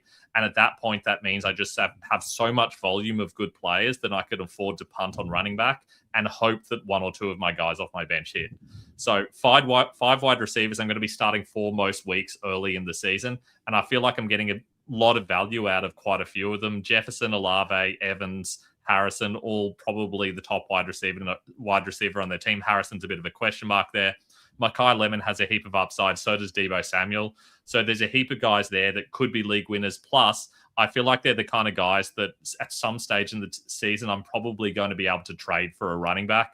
I feel like some of these teams are going to have 4 or 5 good running backs and no good wide receivers. And in that case, Deebo Samuel's going to look real shiny for them. As my running back, I mean, Christian McCaffrey, I can rely on every single week. And then I'm just hoping to piece it together with the other guys.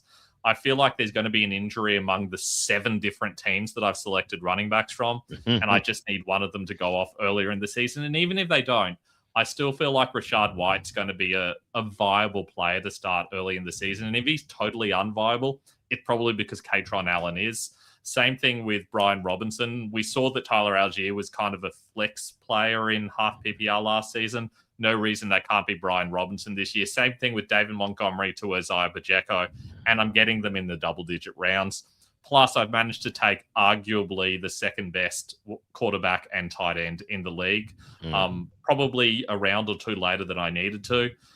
Wouldn't have minded taking very late quarterback or tight end. But if I look at the running backs who are going off the board there, I'd much rather have that stud tight end, that stud quarterback than the possibility of, I don't know, Price or Tuden or Etienne. Probably going to get someone like a Monungai or a Dowdle with that pick. I'd much rather have a quarterback who's absolutely stonking rather than a guy who is fine later in the draft and an extra mediocre running back. Yeah, I said you can wait on a quarterback and tight end, but if you can get some of the elite guys, especially what you think might be value, then I think that's definitely worth it. Like McBride is going round 3 usually. Now he's going 4 or 3. It's good value. May, he went 2.5 rounds later than Josh Allen, and he could be the QB1 this year over Allen. Like I love Josh Allen, nothing against him, but the Drake May.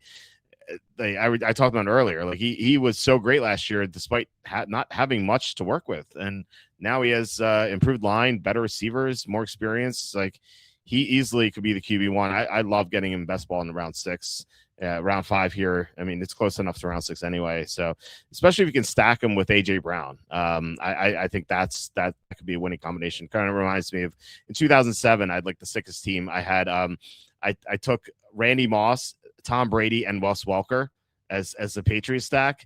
And I also had Adrian Peterson in his rookie year that year. It was like that team felt like unstoppable. I think I went like 12-1 or something. And like the only week I lost was The only week I lost was when they were on bye. So that was like the craziest team that I ever had. So I like, if you can stack a great offense, you should definitely do it.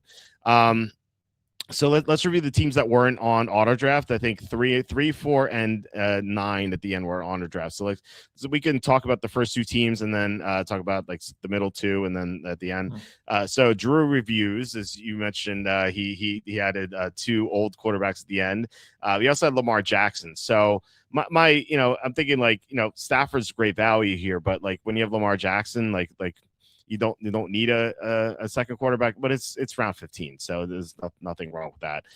The one thing I would say here is like you have Henry and Juwan Johnson.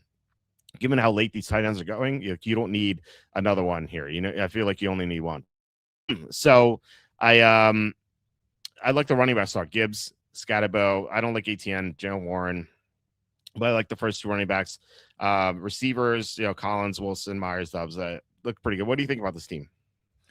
I would say that it's kind of mid-range compared to the other teams in the draft. When I was looking at the other teams, thinking about the ones I liked best, it was kind of like a honorary mention. I thought it was close to being one that I thought was a pretty solid team. Obviously, you're never going to have a bad team when you have the option of drafting Jahmyr Gibbs first. I don't mind the EDN pick. I don't mind the value he's getting with Lamar Jackson in the 5th. I think going running back early and then going wide receivers makes sense, but it kind of falls apart a little bit when you're taking Hunter Henry there. There were so many better options for tight end available on the board, and the same thing happening with Juwan Johnson. I don't think Johnson's going to have anywhere near as much value this year now that they've got a quality rookie wide receiver coming in, and it's no longer Devon Vele as their number 2. And taking Henry when you could have taken Kyle Pitts is a little bit crazy to me. So I think the tight ends is where it kind of falls apart. There's really very little upside on the bench. Yeah, I think I would say, talk about the tight ends. Like, if you're stacking here and you just want to make sure you get the stack, I could buy that. But like, the tight ends are early. Like you could have just not drafted Henry and just gone with Juwan Johnson.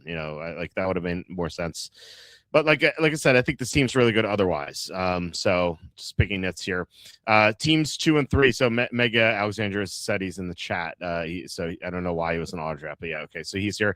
So team 2, they took Brock Bowers. I think kind of where he is going. So it's not like he got him a value like you did with McBride or what Blazarian did with Loveland. It's where he's going. I do like him better than the other tight ends, but still, I don't like Rashee Rice.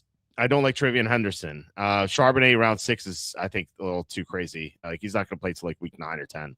And even when he returns, like he could just be limited with Jadarian. If Jadarian Price is looking good, then he's not going to get much. Maybe the goal line stuff. I don't like Metcalf in the offense. I like him as a player, but in this offense where Rodgers just wants to dump off the ball as quickly as possible, Metcalf's just not going to do much. And then you have 2 quarterbacks here unnecessarily. Like you didn't need Daniels. You could just take Prescott. Godwin, an aging player. Shakir no longer has the top receiver role there. Defense taken too early. Just not a fan of Prince of Peace's team. And Mega Alexandros, who was in the chat, he went quarterback or running back in the first 10 picks, which I like. I love Bijan, love Brees Hall, love Ibuka. Price, I could see him hitting and missing. Not sure. Burden, I think available for value here because he got hurt. So I like Burden more than you do. I just like the slot receiver in Ben Johnson's offense. I think is just made to produce. Jordan Tyson, love Jordan Tyson's upside. Brooks, I was wavering between Quorum and Brooks for my pick. I took Quorum. It's more reliable, but Brooks I feel like has a lot of upside. And then you have Downs, Wandale, Boston. Love the start for Mega Alexandrius. Caleb Williams, good value here. Quarterback, he's going 7th round best ball. So this is good value. He took one of those handcuffs in Washington. Loves Zachariah Branch. Likely great value. Pat Bryant, a big fan. And then Ted Hurst, just might have some potential if McMillan stays hurt or if Godwin goes down. So love this team. By far, I like this. So far, my favorite. I did like Drew's team too. Prince of Peace, unfortunately, did not like. So what do you think about these 2 teams? Prince of Peas, I agree. It's one of my least favorite teams. Not my least favorite, but definitely one of my least favorite. I don't like taking Chase when you could have taken Bijan. I don't like taking Bowers then when he probably gets back to you at 3.2, and even then he's probably too early. I don't think there's that much difference between Bowers and McBride, and you're taking him well over a round earlier. I don't like Travion Henderson when it's pretty clear that he's at best in a committee with Ramondre Stevenson. The only upside there is that Stevenson gets injured in that charity softball game, which nearly happened. It got absolutely taken out by some random dude. Wow. But other than that, Henderson has very little upside. He needs to be the only starter to have any upside there, and he's not. Same issue with Swift in a committee. Charbonnet, no upside there as well. They all need injuries, but you're getting them in the 4th, 5th, and 6th round. Metcalf, Mayer, Godwin injured. You've taken 2 quarterbacks for no particularly good reason. Shakir has no upside. Davis isn't even going to be the starter if there's an injury, and you've taken a DST probably 3 rounds too early. So, don't love it. As opposed to Mega Alexander's team, I love this team. This is possibly my favorite team in the draft, outside mine, of course. I feel like there's a heap of upside with a lot of these picks, and yet I feel like there's also a really good floor. Love the Bijan value. Igbuka's a great pick there. Price, I at least see the upside. Burton's got upside. Tyson's got upside. Brooks has huge upside. I think Downs is a sneaky, really good pick, and I think Boston's one of the best picks in the draft. And then he managed to get Caleb Williams that late in the draft. I just think this is really good drafting. Same thing with Likely. Washington, I was really disappointed to miss out on. I like pretty much every single pick. The only one I don't like is Wan'Dale Robinson, and even then, I get it. So I'm gold star mega team. Yeah, like he also stacked Williams with Burden, like for extra credit there. So that was nice.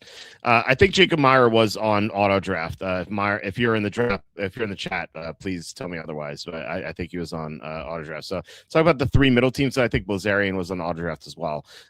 So T Bagley, double running back with Taylor Jacobs. Jacobs, we heard today, might be suspended. Schefter reported that. So be careful with Jacobs in round 2. You know, you don't want your second round running back or any player to miss like 4 or 6 games. So just have to be worried about that. Devontae Smith and McLaurin, good 1-2 punch here at receiver. I really like Smith this year, and I think McLaurin bounces back. Pollard, I've described this vanilla pudding. You know, he's okay. Nothing special, but he'll get the job done. Chuba Hubbard with Jonathan Brooks coming along. I'd rather have Jonathan Brooks here than Hubbard. Laporta, you know, is a great player, but you know, as we've seen with these tight ends, you can wait. So I think you can wait on the tight end. And Cortland Sutton, like he might lose his job to Pat Bryant. I don't think that's out of the realm of possibility. Woody Marks, you know, you have a handcuff here. It's fine. Coker, solid value around 10. Emmett Johnson, maybe a couple rounds too early, but you know, I'm not sure if he's the guy. You know, if Walker were to go down, Butte could be traded. So I think there's some equity here. Goff, great value for sure in the 13th round. Shaheed, I think you're not a fan, right? You're not a fan of Shaheed? I hate that pick. Yeah, okay. I mean, to be fair, it's the 3rd last round, so you can't hate it that much, but I wouldn't have drafted him. I wasn't sure, like, because I remember bringing up Shaheed with someone, and someone was like, I hate that pick. And I think I was pretty sure it was you. I just wasn't sure. So, okay. Yeah. So nice to confirm that. With JP Harris, we'll do JP Harris, a kid, no name. JP Harris. So he went the opposite. He went 1-2 punch at receiver. St. Brown and Lamb. Those are good picks. Lamb, great value too. So I couldn't believe that he almost made it back to me at 2-7. Like I would have picked that like very quickly.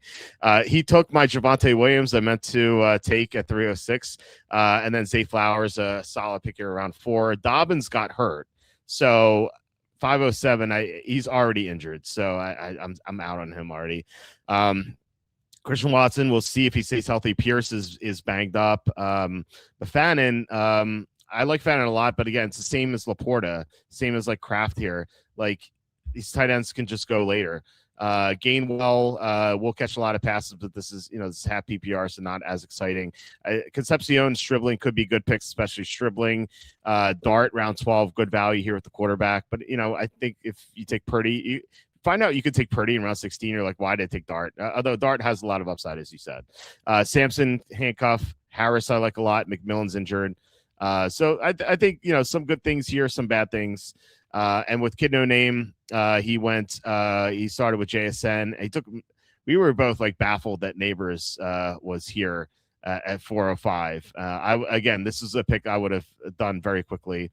And then other receivers, Addison, Quentin Johnson. Not a fan of Johnston, but not the worst in round 9. As running backs are Kenneth Walker, Kyron Williams. I think Williams a little too early. Stevenson, I like. Doodle. I think he will be the running back. We don't know for sure, but he played under McCarthy, so I think that he has that edge. Krosky Merritt, big question mark in Washington as far as the running backs are concerned. Rodriguez, if he's the guy, this is this huge deal. And then Lloyd, I like as well. I heard you like that pick as well. Kittle, he's your only tight end. Kid No Name, like he may not play week 1. We'll see. But that's you'll have to obviously pick up a tight end. And then as far as a quarterback with Trevor Lawrence, good value here around 12. So what do you think about these 3 teams? Bagley's team, JP Harris, and Kid No Name. Yeah. But Bagley, I love Bagley, the person. Bagley, the team, I'm iffy on. I agree with the Jacobs issue. I think there's a lot of risk there. I don't love Terry McLaurin this year. I think he's too early. I think there's a lack of upside with Pollard. I kind of don't mind Jacobs, but I think that's just a little bit early. You could have taken Henry, and I think that would have been a far better pick. Hubbard, same issue, but you're getting okay value there. But the picks that I really don't like, I don't like taking Sam Laporta when there's probably 3 other tight ends that I would have rather take. I don't like taking Jared Goff when I think there were probably 3 or 4 other quarterbacks with similar value that were available and probably a little bit more upside. I feel like Goff's probably going to end up on waivers pretty soon anyway, so you probably could have just picked him up if you were worried about it. And then the other picks down here, the running backs and wide receivers, I think they're pretty solid. I think Sutton and Koku at least know what you're going to get. But I think there's a lack of upside with guys like Marks and Johnson, and I hate Shaheed. So there's just not enough good picks there for me to feel good about that team, and there's not enough guys where I'm like, oh yeah, that guy could really boom and win in his league.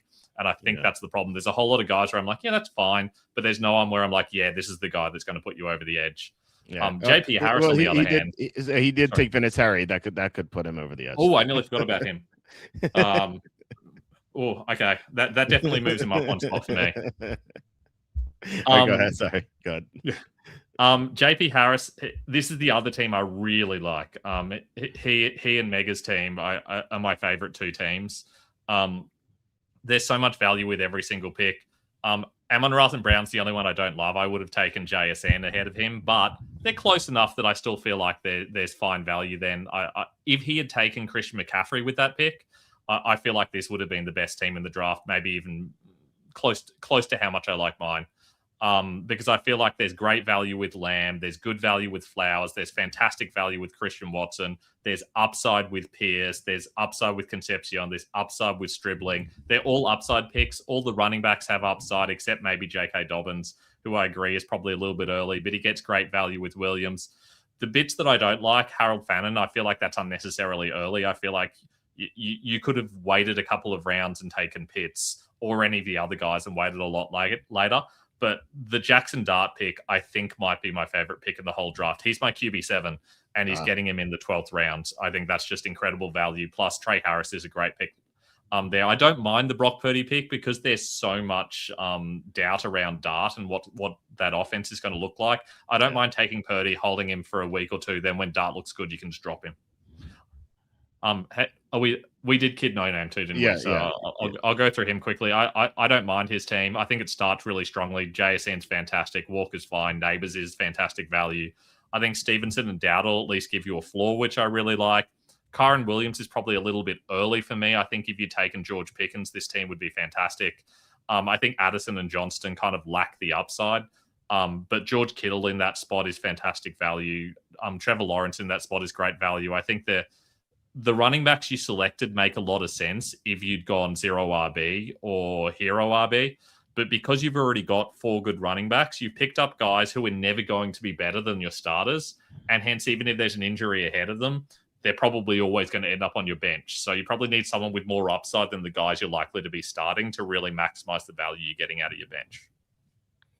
Okay. Let's do. I think Blazarian was on was auto draft, so we'll do the last two teams. Mega Biffhead. So Chase Brown and Devon Achan. I know Achan's kind of like a polarizing player. I know, like I've seen people love Achan. I've seen people hate Achan. He's a great value, but the team sucks. So like, there's I can make arguments for and against it. I do love Chase Brown though this year. I think the Bengals defense being better is going to be a boon for him. And then you went Kyle Monangai as well. As his third running back. I think ideally maybe your fourth running back better, but Monangai could surpass Swift this year. So I like the upside there. Jonah Coleman with the Dobbins injury, he is going to skyrocket. I was considering drafting him. If Mason wasn't available, I would have taken Coleman. So I really like the pick. And then Spears Tucker, Tucker, if Irving goes down, that could pay out for sure. Receiver, he took Higgins, so he doubled up on Bengals here, and then he also took Burrow. So he has a good Burrow. He's got a good Bengals stack here going on. And McConkey, I think, bounces back. No Keenan Allen this time.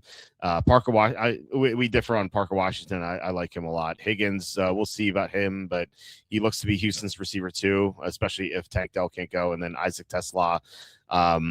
I think does he only have 5 receivers? That right? Higgins, McConkey, Washington, Higgins, Tesla. I would say try to get a 6th receiver here. If you draft Burrow, you're not going to need Murray. Like this could, I would say this should just be a receiver. But yeah, I mean that's the only gripe I have. Like, Kraft, again, as we learn, tight ends you could just take way later. And so yeah. So anyway, the last team, he went quad running back, which I've done in best ball a bunch. Just kind of like breaks that way somehow, like on occasion. And I think you could do it, especially if you get some good value at receiver, which I think there is this year. So he went Barkley, Genty, Love, and Irving. So I like the first two. I know Barkley has a downside, but I like the first two. With Love, we talked about him, like we like him more around 5 because he's in a 3-man committee on a horrible team.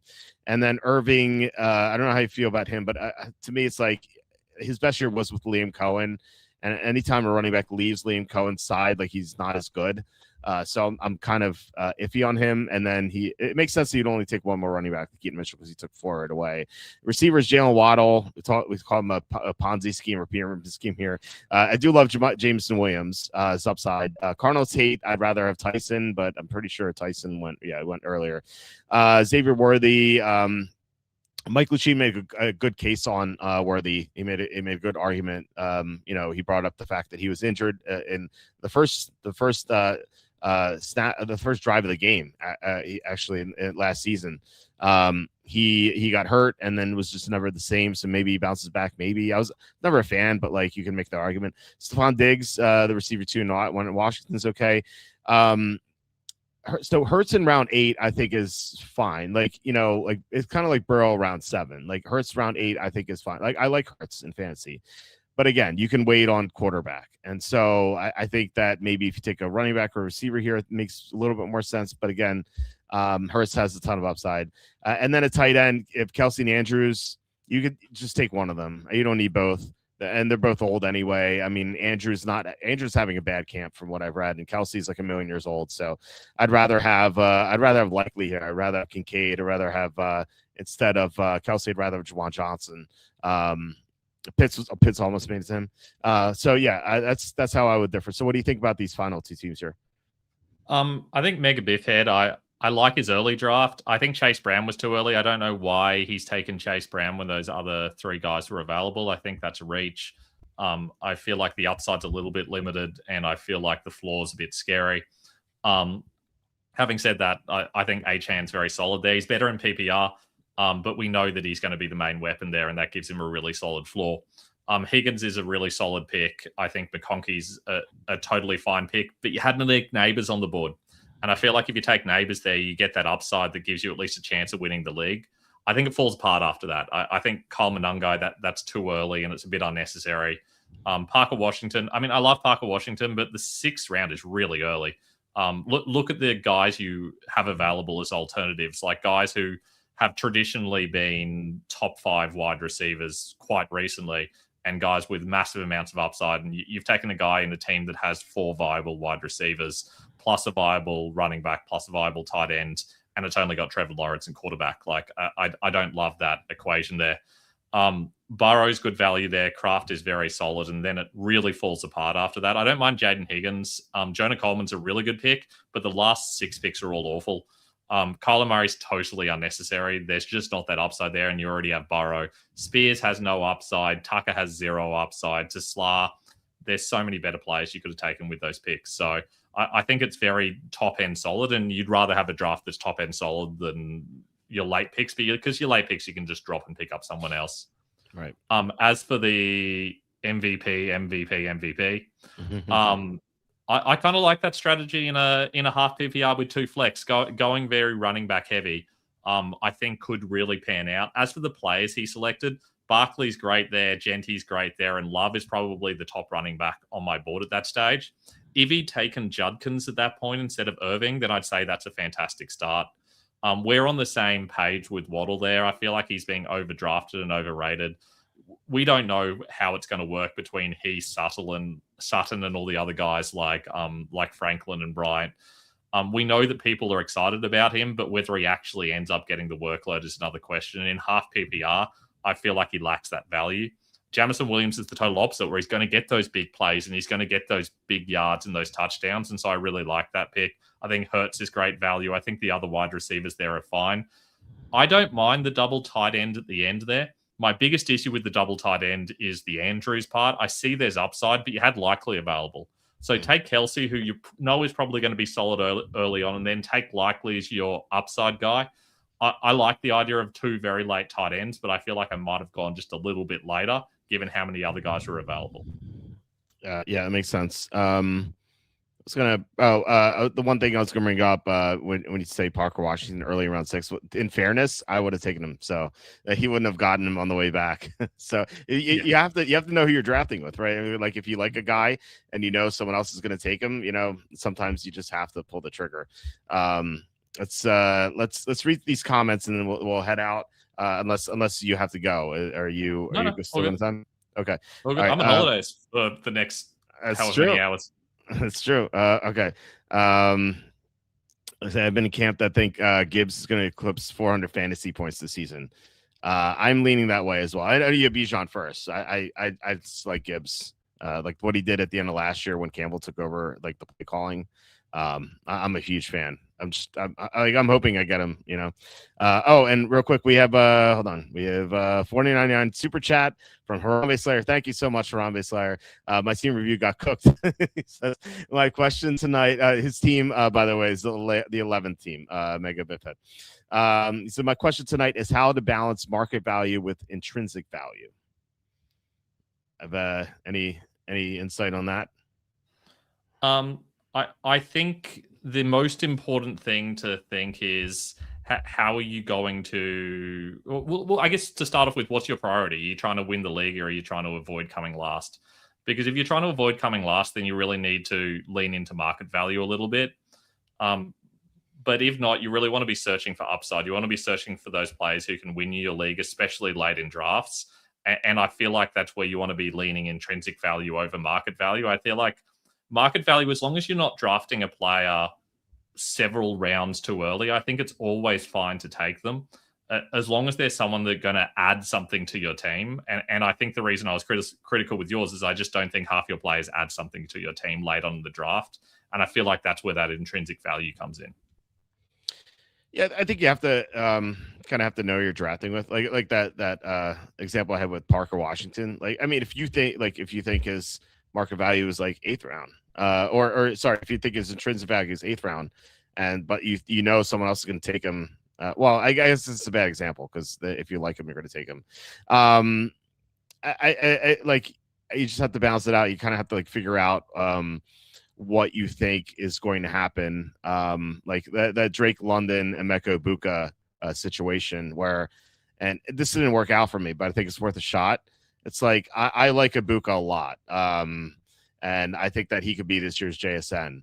And I thought maybe there's a chance he would fall to me, whereas like Drake London would not. And so I took Drake London 2nd round, and I thought maybe Ibuka would fall to me in the third, and he didn't. But I think it's like worth a shot. And I actually did a best ball draft earlier today, one of many, where I was trying to get the 6th pick to work out. Where I had Tootin and Judkins available, and I have Judkins over Tootin in my personal rankings, but Tootin's ADP is earlier, and so I was like, if I take Judkins, I'm not getting Tootin probably, but I'm like, I could take Tootin here and then maybe get Judkins, and then actually that ended up working out. So you kind of have to play it that way, you know. So that's how I would answer that question. Thank you, Harambe Slayer. Thanks for the feedback. I'm an engineer. I basically have no feelings to know about. I feel the same way. That's awesome. Thank you so much. I really appreciate it. Love having you on the show last night. It was great. And I took some of those uncorrelated parlays tonight. It didn't work out, but like I felt like I had a chance. Like I had a legit chance. I had like a 13-1 on one example. So it ended up like being close to working out. I think I got 2 of the legs, 2 of the 3. We had late picks, lack some upside outside of Coleman, Tesla. Yeah, I like the Coleman pick a lot. I was going to take him if you hadn't. Okay, let's get back to some of these comments. Pick 3-4. We already had an auto drafter. Yeah. That Jacob guy. Yeah, I don't know, like why you sign up and then just leave. I guess maybe something came up in real life. Hampton over. I think he came back in because he was definitely chatting at me in the draft. I think he thinks I'm British, but. I didn't see this chats. You get that a lot. You're like, oh, you're where from England are you from? It happens occasionally, especially when I was first started releasing videos. Everyone's like, I don't want to listen to some British guy. I'm like, well, you're not. So you're fine. The funny thing is when my partner went to England, everyone thought she was American, which is equally confusing because none of our accents sound similar to anyone who's heard all 3 of them. But when you go to a place where people don't hear the Australian accent often, all of a sudden they think it's just the more common one that they're aware of. So we start to put on a really like ochre Australian accent to really emphasize the fact that we're Australian, just to make sure that no one's getting us mixed up. You got to do the Steve Irwin crocodile stuff, and they'll get it. Hampton over Jefferson at 9. Wow.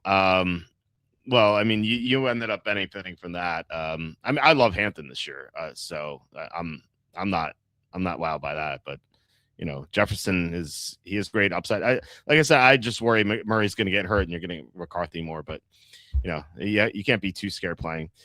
I was like the Monty pick, but yeah, that was a mistake. Sorry. Marks gets injured every game, so Monty would still eat. Yeah, that is true. He does get banged up. Mr. Medical Tent. That's a good nickname for him. Again, pick 7 here. Don't love having CD and Javonte, but needed running back. Thought he was best available. Yeah, I don't have a problem with that. There is conflict with running back receivers sometimes, but like if they're both from great offenses, then that should be an issue. How do you feel about that? Yeah, I never worry about what team I play is from ever. I just take the best players available. Okay. It's not like best ball where you really have to worry about that sort of thing. You have the ability to trade. You have the ability to pick up new players. I don't think about bye weeks because my team's going to be so different. I don't think about whether I'm stacking or not. It ultimately doesn't matter. The best players are going to be the best players no matter which teams they're on. And it's always possible to have multiple players from the same team be good or be bad. And you just don't know which is going to happen. Yeah, that's true. Obviously you can always make roster moves. I wanted Judkins got sniped by blitz, so I had to go receiver with Neighbors. I mean, it's a good alternative, you know. He helped you out. Yeah, we all make dumb mistakes. Yeah, especially if like I try to before our show. I usually try to get like a half-hour nap in because like when you have kids, it's like so tired. And I didn't get to do that because they came home late. They were watching the new Spider-Man movie, so I didn't. So that's maybe I'll blame that on just fatigue. I had hated the ETN pick, but there's no running backs left. Let's look at where you made that pick. So ETN. So who went? Swift went after Pollard, Dobbins, Stevenson, Monangai, and the Doodle, Corum, Hubbard, Charbonnet, and then Warren. So I mean, Brooks is there. I know he went a couple of rounds later, but I do like Brooks. I like Corum. Maybe not a 412, but still. Yeah, I mean, I get it. I get it. Like running backs do fly off the board here. It'll be easier when you're drafting with some people who don't know what they're doing. Like I said this yesterday. Like the people drafting here are dedicated fantasy players because like they're actually doing a draft. Like the people, they're gonna be like 2, 3, maybe 4 people in your league who are kind of like aloof, and they're just like, yeah, they know the players, but they're usually the guys who finish 6th at best. You know, they'll be lucky if they sneak in the playoffs. Just because they don't really follow this stuff year round like we do. So like your actual drafts, unless you're drafting with all experts, is gonna just be a lot easier than this. So I feel like this is just really good just experience and whatnot. Well, I'll check the chat. Okay, Jacob. Yeah, go ahead. I will say about EDN, he's actually my highest rated player in the 4th round of the running backs. I've got him ranked higher than every other running back in the 4th round.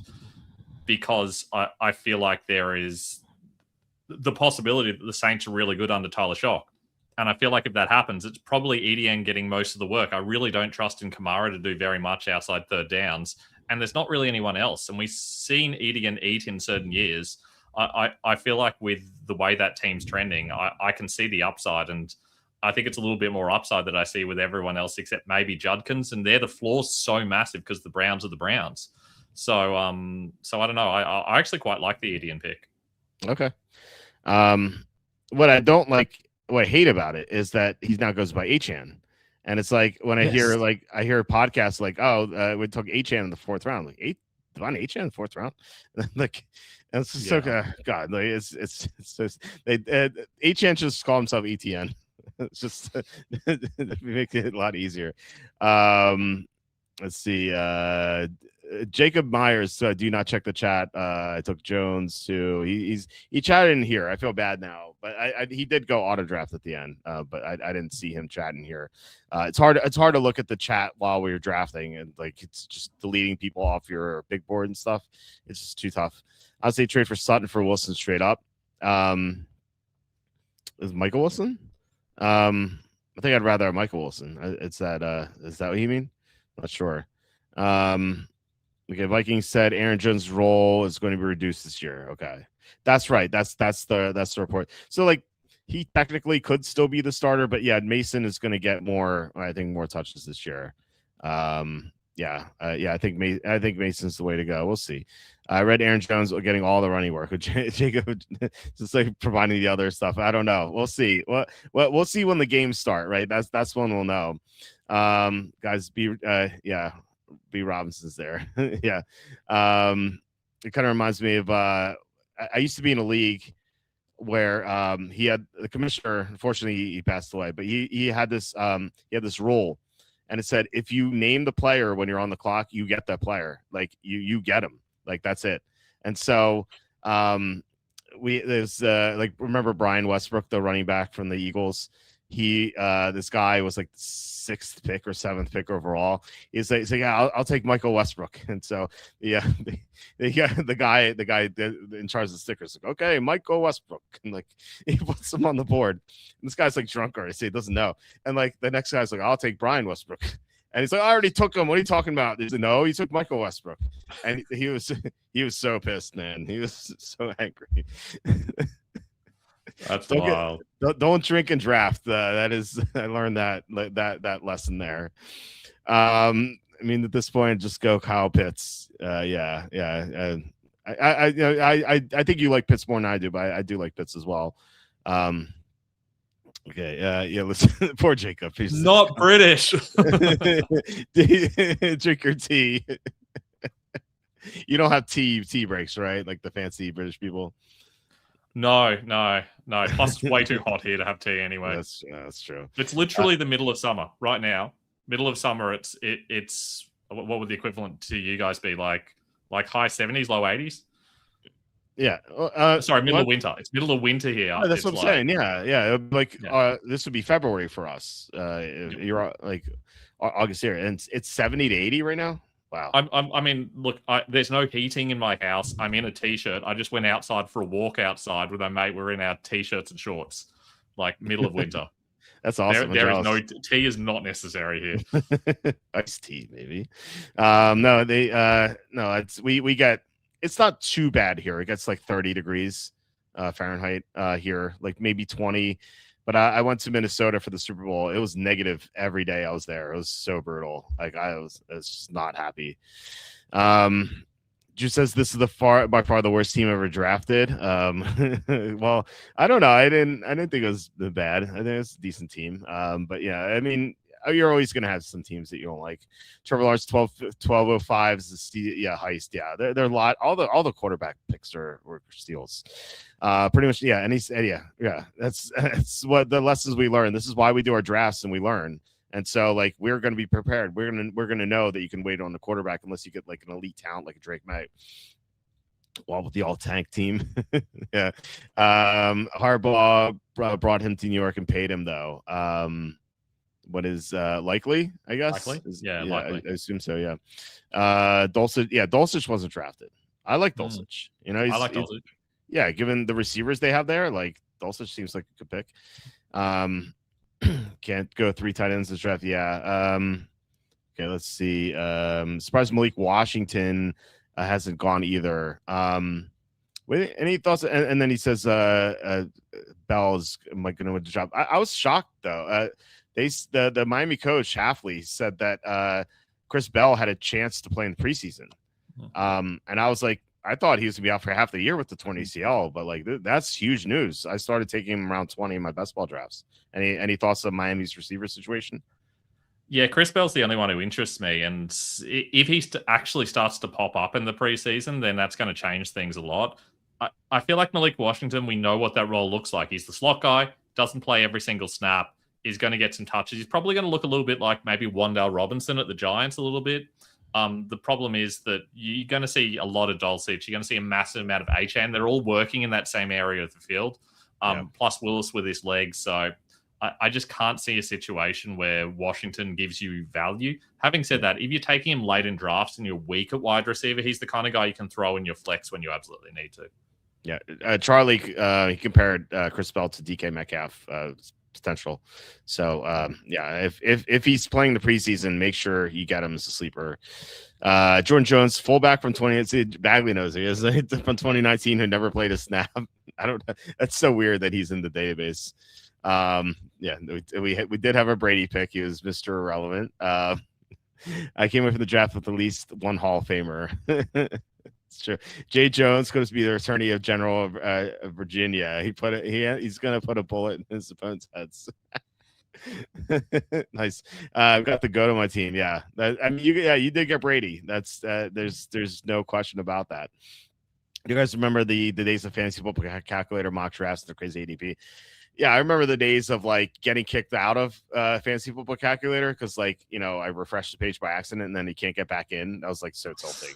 It's so annoying. I'm this sleeper so much better. And I'm kind of sad because I knew the founder of Fantasy Football Calculators. We exchanged some emails. Like, seems like a nice guy, but like the product just got worse. Just couldn't use it anymore. Although to be fair, I haven't tried it in a year, so maybe it is better. Even the Fantasy Pros one like 5 years ago or something like that was so hopeless, and the way they scored the teams, it gave you no idea of what it was going to actually look like in your draft. You do like 15 mock drafts, and then your draft would happen, and it would look entirely different. Yeah, that's true. Yeah, it was. I do wonder if it's better, but I don't know. Maybe I'll experiment. I really like Chuck taking him over Mahomes. Wild to me. Is though, like Mahomes come out the torn ACL, like there's risk there, and like he hasn't really played all that well in the past 2 years. Like I don't know, I have my doubts about him. I'm not really excited about him. Ben's leadership pick, yeah. Let's see. Receivers are loaded this year. Cooper Jr. is still available. I saw something that Isaiah Williams is looking good, and they were thinking about like playing him over Cooper, but it might have been nonsense. I'm not sure. But Cooper, I feel like there's no upside with Cooper. He's like the slot receiver on a team that like suddenly has more talent at skill position, So I don't know.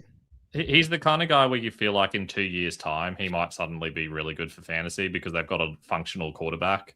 Mm-hmm. But it's hard to see him doing anything this year. Like I don't mind taking him very late in the first round in a dynasty draft, and I have done it on a couple of occasions, but that's saying more about who's available in rookie drafts at the moment than anything else. Yeah. Hey, Walter, do you do this every night? Most nights. When there are games on, we won't be doing it because I have to cover the games. We won't be doing a fantasy draft tomorrow night because I have to finish up my series with Andy about the win totals because we are halfway through. Like I have to finish that up. After that, yeah, we're gonna do a draft every night. We're gonna do so instead of Wednesday, we're gonna do Sunday night. We're gonna have a draft Sunday night, and then next week Monday, Tuesday, Wednesday, and then I assume there are gonna be games on Thursday. But yeah, so yeah, most days, yeah. Surprised Ramondre didn't fumble the softball there. Have you seen that clip? I didn't. I have to check it out. I feel like left it's out there. basically it's charity softball game. I think it's Drake Mace, and some dude gets stuck in a pickle, and Ramondre Stevenson goes to turn to go back to the bag, not realizing this guy's tearing at the bag. Guy dives at the bag, gets his helmeted head like between Stevenson's legs, and like takes him out like shin height from behind. But it so easily could have been a serious injury. It was very bizarre. Reminds me of the this is a long time ago. I'm not sure you remember, but like Robert Edwards, who used to be running back on the Patriots. This is I think 2001. He was playing a game of flag football on the beach at the Pro Bowl, and back when it was Hawaii, and he shredded his knee, and like he played like 2 more games after that. It was really sad. He was a really good player. He ran for 1,100 yards that year, made the Pro Bowl, and just tore his ACL, MCL, everything in that game on the beach, just messing around. You know, it sucks. Yeah, so you just never know. Drew says he doesn't like Caleb Williams. He says my problem is that he's not a great passer. On top of that, it makes super inconsistent in fantasy. 1 week he'll drop 30, next to 3. So which I mean, it's really good for best ball. But yeah, I do get I do get it. Like with Williams, it feels like he's not all there. He does make some amazing plays though, like when the pocket breaks down, like he has that going for him. He also has Ben Johnson going for him too, and you know Luther Burden in his second year, Colson Loveland second year, Odunze hopefully healthier this year. So like I do get why people like him. I also do understand why there's some concern. What do you think about Caleb Williams? I really like Caleb Williams. I think he was. I don't know. I think he got some unfair criticism coming out for things that had nothing to do with football at all. And then he had one of the worst O-lines you've ever seen in his rookie year. And I think it's really hard to come back from that and have any confidence. And I think he did pretty well in his second year, all things considered.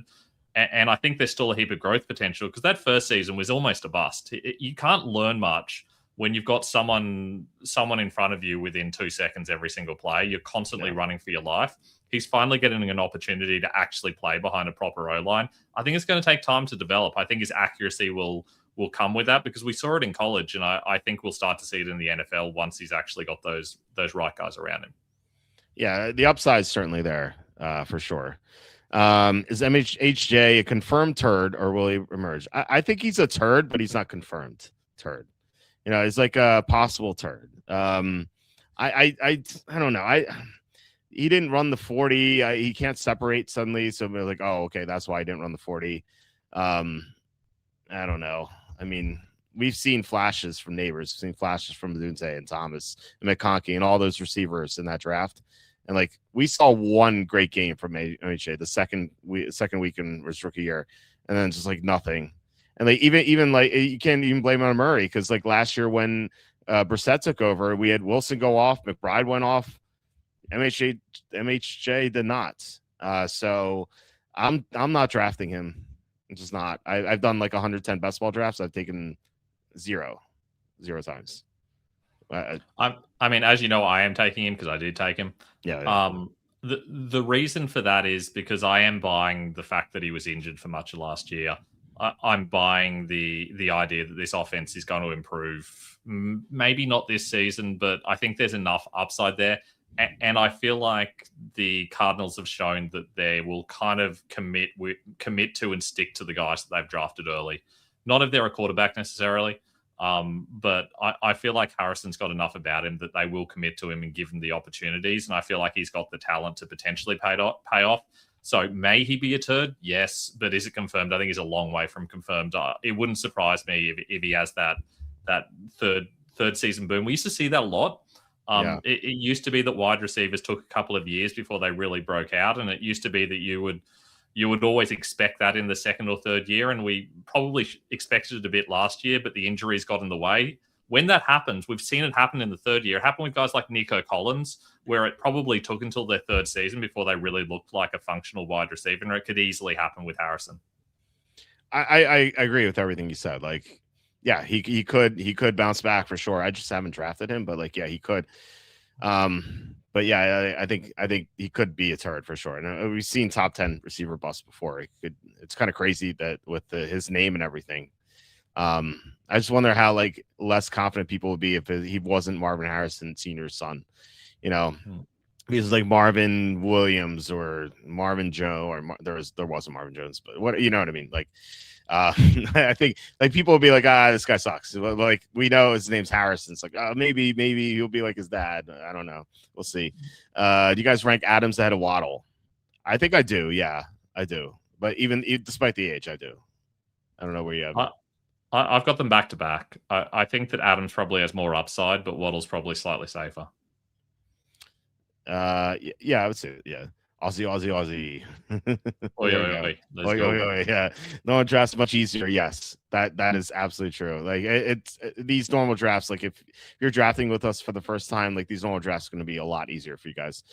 Tucker Kraft going to be tight end 1 this year. Maybe it could be. Yeah, I don't think it's out of the realm possibility. Have you seen? I saw a guy with a Tucker Kraft jersey on out in public, just on the streets in Brisbane here, which is one of the wildest things I've ever seen. Not only that, but it was like a navy blue with gold writing Tucker Kraft jersey. Okay, yeah, so niche. Blew my mind. One of those Acme Packer jerseys. That's crazy. I don't. He's got his fan. He's probably upset that the Packers weren't coming instead of Niner Rams. Yeah. Have you seen the video of the guy mistaking Brian Robinson or Bijan Robinson to Brian? Yeah, that sounds like. I remember there was a Ricky X Williams, and then there was a Ricky Williams. Yeah. I think you had to be careful. There's also 2 Adrian Petersons back then. Well, there's also Jordan James and Jordan Jones, of course. That's true. That's true. Yeah, let's go Kraft fan. Yeah, that's funny. Okay, well, I took Bell, my second to last pick, my 13-person league. Yeah, that you have to feel good about that now. You're a 13-person league. That is wild. Yeah, that's strange. When they're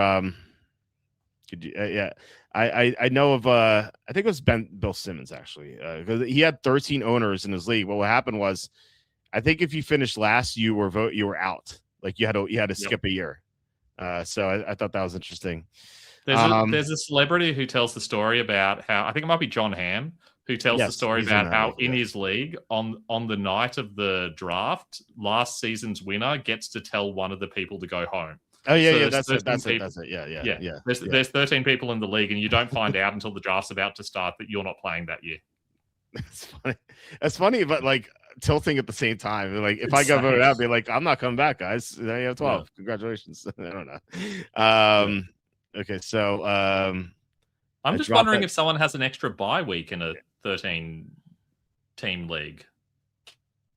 I don't know.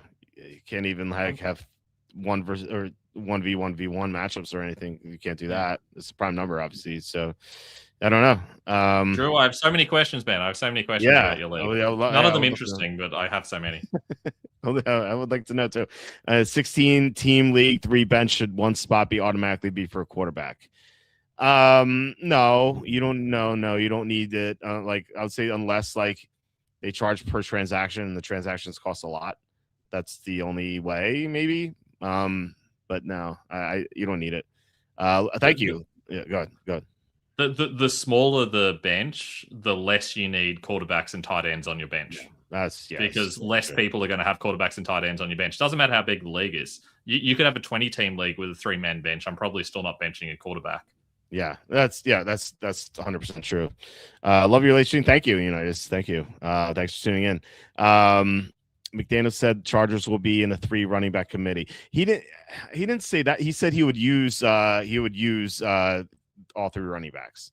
He didn't say committee. So like if Vidal gets 1 carry, like he's using him, right? Like technically, like he He did say, sorry, fantasy owners, but I'm going to use all 3 running backs and I'm going to use the hot hand. Now, I don't believe him, but that's what he said. So I think he is trying to suggest that all 3 are going to be used close to equally, but I don't think anyone's actually buying it's true.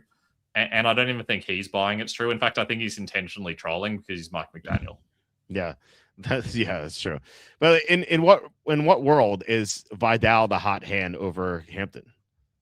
It's not. I mean, never. Hampton will be the hot hand every single week. You can use hot hand, but it's always going to be Hampton. Yeah, exactly.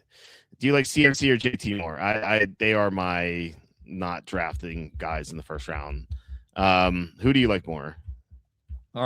I have them as my 3rd and 4th running backs. I have JT at 3 and CMC at 4. In PPR, I would consider flipping it, depending on the league settings and the exact league settings. As to if you're in a situation where it's going to be really hard for you to pick up a reliable starter off waivers or off the bench, then I'm probably leaning JT because I think CMC comes with more risk. If you're in quite a shallow league where you can really shoot for upside and there's always going to be someone else available to fill in, then I'm going with CMC in a PPR league. So it kind of depends on the circumstance, but in general, I have JT higher. Okay. There's a Marvin Williams, from UNC, I think, who played in the NBA. Yeah, I remember him. The league was originally supposed to be 14 people. For whatever reason, someone didn't join. I have a bye week 5. I actually don't mind the bye week in fantasy because you get to take the week off. But you still have to do waivers and stuff just to make sure you get a great player for your team. But yeah, that's it might be nice. I've never done that, but it could be cool. It's really strange. Go right ahead, Ben. I'll be 3-1 or 4-0 by that point, though, because that team is a God squad. Higher on it. Yeah, go ahead. I just want to know what happens in week 14. Like, who's the one who gets the second bye, or do the playoffs start in week 14? I don't know. I still have questions here. Are you higher on Ibuka or Devontae Smith? I think with Devontae Smith's hamstring, it might not be an issue, but right now, I would say that Ibuka would be my pick. I said that he could be this year's JSN. I really think that. Like last year, he got off to such a great start, and then second half of the year they faded, but he got hurt. He hurt his hamstring. He fought through it and he played. He just wasn't 100%. And then Baker Mayfield hurt his shoulder. Like this Tampa team was 6-2 after 8 weeks last year, and they looked like they meant business. Like they just looked like a good team, but then they had multiple injuries. They had injuries in the offensive line too. So like that derailed the whole operation. Like now Ibuka's going to be healthy and Mayfield's healthy now. I think he could have a huge season. I don't mind taking a shot on him for offensive player of the year, depending on what the odds are, of course. So yeah, I love him, but like Devontae Smith in the 4, so he played 4 games since his rookie year when AJ Brown's been out. And like full games, not like week 18 nonsense. In those games, he went 7 for 76, 7 for 79, 6 for 84, and 8 for 148. If you, and it's a very small sample size, but if you extrapolate that over 17 games, you get 119 catches for 1,644 yards. It's pretty good, right? So I think he's a great talent. He's the number 1 read in that offense. He's a deep threat. I think he's everything you could want in a receiver outside of his hamstring issue right now. So I would say Ibuka right now, but if Smith were healthy, it is like so close. It's so close for me. What are your thoughts here? I currently have Ibuka higher, which I didn't realize until I just looked, has me against the consensus, and that surprised me a little bit. But I've got them wide receiver 14 and 15. I've got them both directly behind Neighbors. Because I think Neighbors has a little bit more upside. The reason I have Ibuka higher is because I think he does have more upside. I think Smith's probably going to be the wide receiver 1, but the wide receiver 1 for the Eagles doesn't always pay off. It has at times with AJ Brown, but Devontae Smith doesn't strike me as the kind of guy that can do an AJ Brown thing. His sort of production doesn't have that same sort of boom upside and that same sort of consistency. And I'm worried about what the offense is going to look like. It looked awful last year, and now they're bringing in, is it Sean Mannion coming in? Yeah, Mannion. I just don't trust what that's going to look like. Yeah, we don't know, but I feel like it can't be worse than it was last year with that dreadful coordinator. Or maybe it can. Who knows? We'll see. But it could just be a falling knife at this point. But I don't know. I think they will bounce back. How much they'll bounce back, I don't know, but we'll see. Playoffs start week 15. 6 teams make the playoffs. Weeks 1 and 2 seed get a bye. I picked 12 in that league, by the way. My first 2 picks are Cook and Genty, and then Scatabo, Ibuka. That's very nice. So I like that a lot. And then also about Chris Bell, the player comparison, as well as AJ Brown. Okay, yeah. Well, any Ole Miss talent, athletic receiver that comes to mind. Yeah, that makes sense. Yeah, he has that profile. It's just the torn ACL was the only question mark. If I don't know about you, Ben, but like I thought if he didn't have the torn ACL, I thought round 1 was in a possibility for him in the 2026 NFL draft. And like he went 3rd round because of the torn ACL. And like now, if he's healthy, I mean, who knows? I mean, he could aggravate an injury, but if he's healthy, he's definitely worth a shot late. Yeah, we talk a whole lot about not taking a wide receiver or in general a player coming off an ACL injury, but you take him in the last couple of rounds, right? And you're going to know pretty quickly what he looks like. So the floor is low, but in the last round, who cares about the floor? The floor makes no difference at all. It's the ceiling, and the ceiling's higher than every other player because there is no one else that's threatening him. If he's even slightly functional, he's the wide receiver 1 in an offense that's going to have to pass the ball at least a little bit because they're going to be trailing a lot. So I just love the upside. It would not surprise me if he starts going off the board around that 10th, 11th, 12th round if he plays early in the preseason. Yeah, absolutely. My strategy this year is running back heavy, 12 teams, full PPR, looking to go 3 running backs for rounds. Do you think I should target Scat and Judkins? Yeah, sure. I mean, if you're drafting late round 3, early round 4. I mean, even if like I like Scatabo enough to take him early round 3 and then Judkins late round 4. Yeah. What do you think? I think the issue there is it's full PPR. If it was half PPR, then that's a totally fine strategy. The issue with Judkins is he's not fantastic in PPR, and we just don't know what the Browns are going to look like. And even Scadabu's a risk in PPR. We know he got used a little bit in the receiving game last season, but there's a lot to suggest that that's going to be the case less this year from what we're seeing out of training camp. But I don't want to go a lot of running backs in a PPR league. It does depend a little bit how many flex spots and how many wide receivers you're starting. If you're starting 2 running backs, 2 wide receivers, and 1 flex, then you can get away with that. But if you're starting 3 wide receivers, that strategy is going to lose you your league. You need to be going wide receiver heavy in a PPR 3 wide receiver league. So it depends on the situation, depends on your league structure, and it also depends on how other people in your league draft. I'd be very careful about going into the draft deciding what positions you're going to take early, outside maybe the first round or 2. Yeah, for me, I just feel like there's so many good receivers that you can go running back heavy. Like, like I got a Dunze round 7. Like I like Jaden Reed round 8. Addison went round 8. Like to me, like Pittman, if he's healthy, he went round 9. Like Pittman's going to get the Gainwell receptions this year. Like that. Like I like him in round 9. I like Wando more than you do. Romeo Doubs is going to be the slot receiver in Josh McDaniels' offense. You have to like that. Like it feels like there's so many good receivers you can take like round 7, 8, 9. Like that. I'm fine going run back early. I just think it's a weird circumstance this year where like feels like there's more receivers than usual. And then running back just feels as scarce as ever for me. But I don't know. I mean, it depends on who you like there and whatnot. It's just it just really depends on how your board shakes out, like your big board.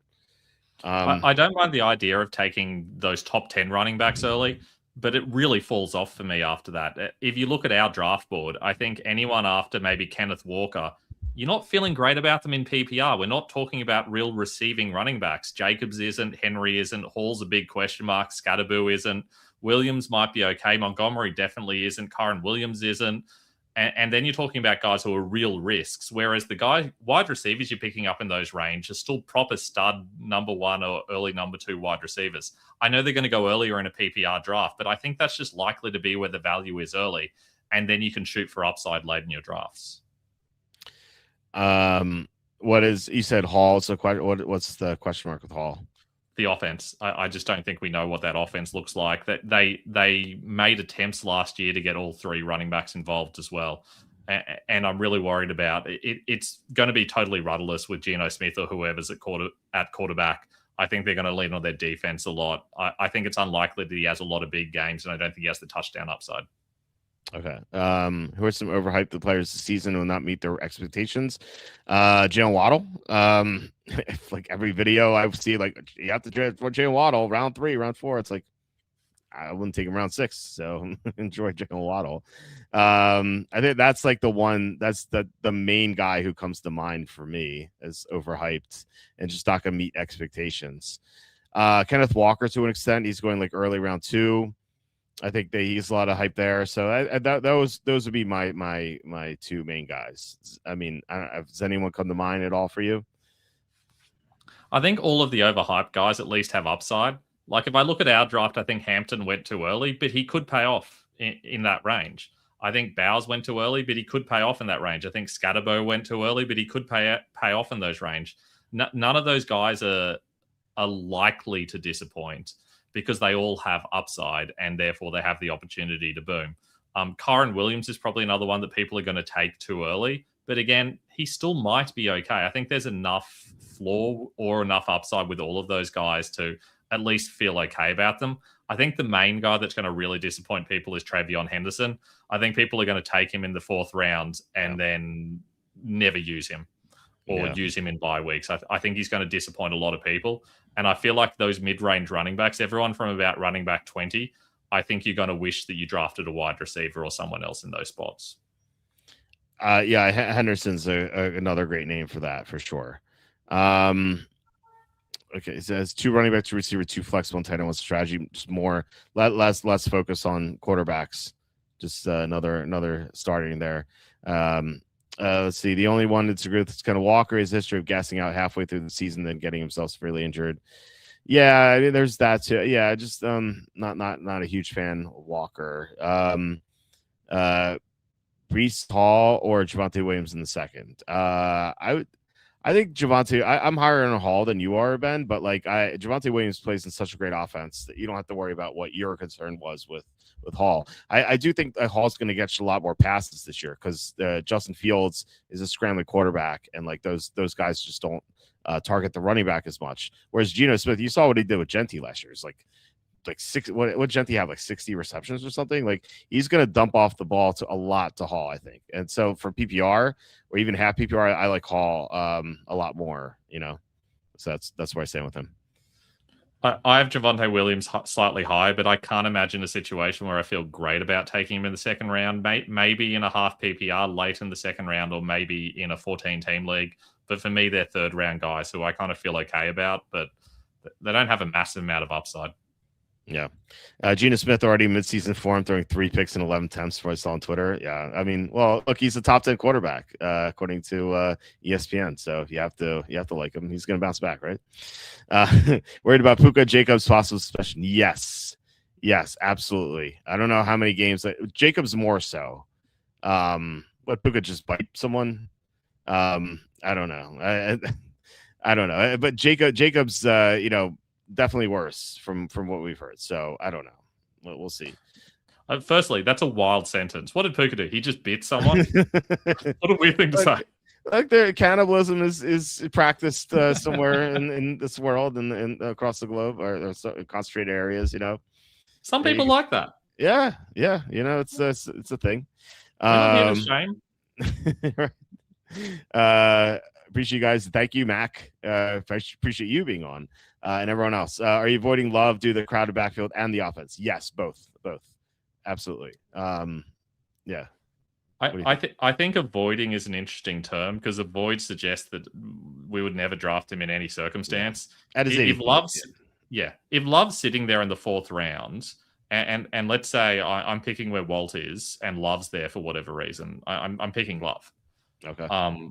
But he's not going into that range in most drafts. But it's possible he will. It's possible that news comes out that they really like Algier and it's going to be some sort of committee and blah, blah, blah, blah, and he keeps falling and you start seeing him in the late 4th, early 5th. I love Love in that situation. So it really depends on where he falls in your draft and what your draft settings are. Yeah. Jetsy's going to go nuclear week 1. He plays the Dolphins. Yeah. To fire him up in DFS. Cannibalism's kinky role play. Yeah, I guess maybe. Yeah. Yeah. I mean, guys are in different things, you know. And they say human flesh tastes like pork. Man, we're getting wildly off topic. Thanks. Yeah.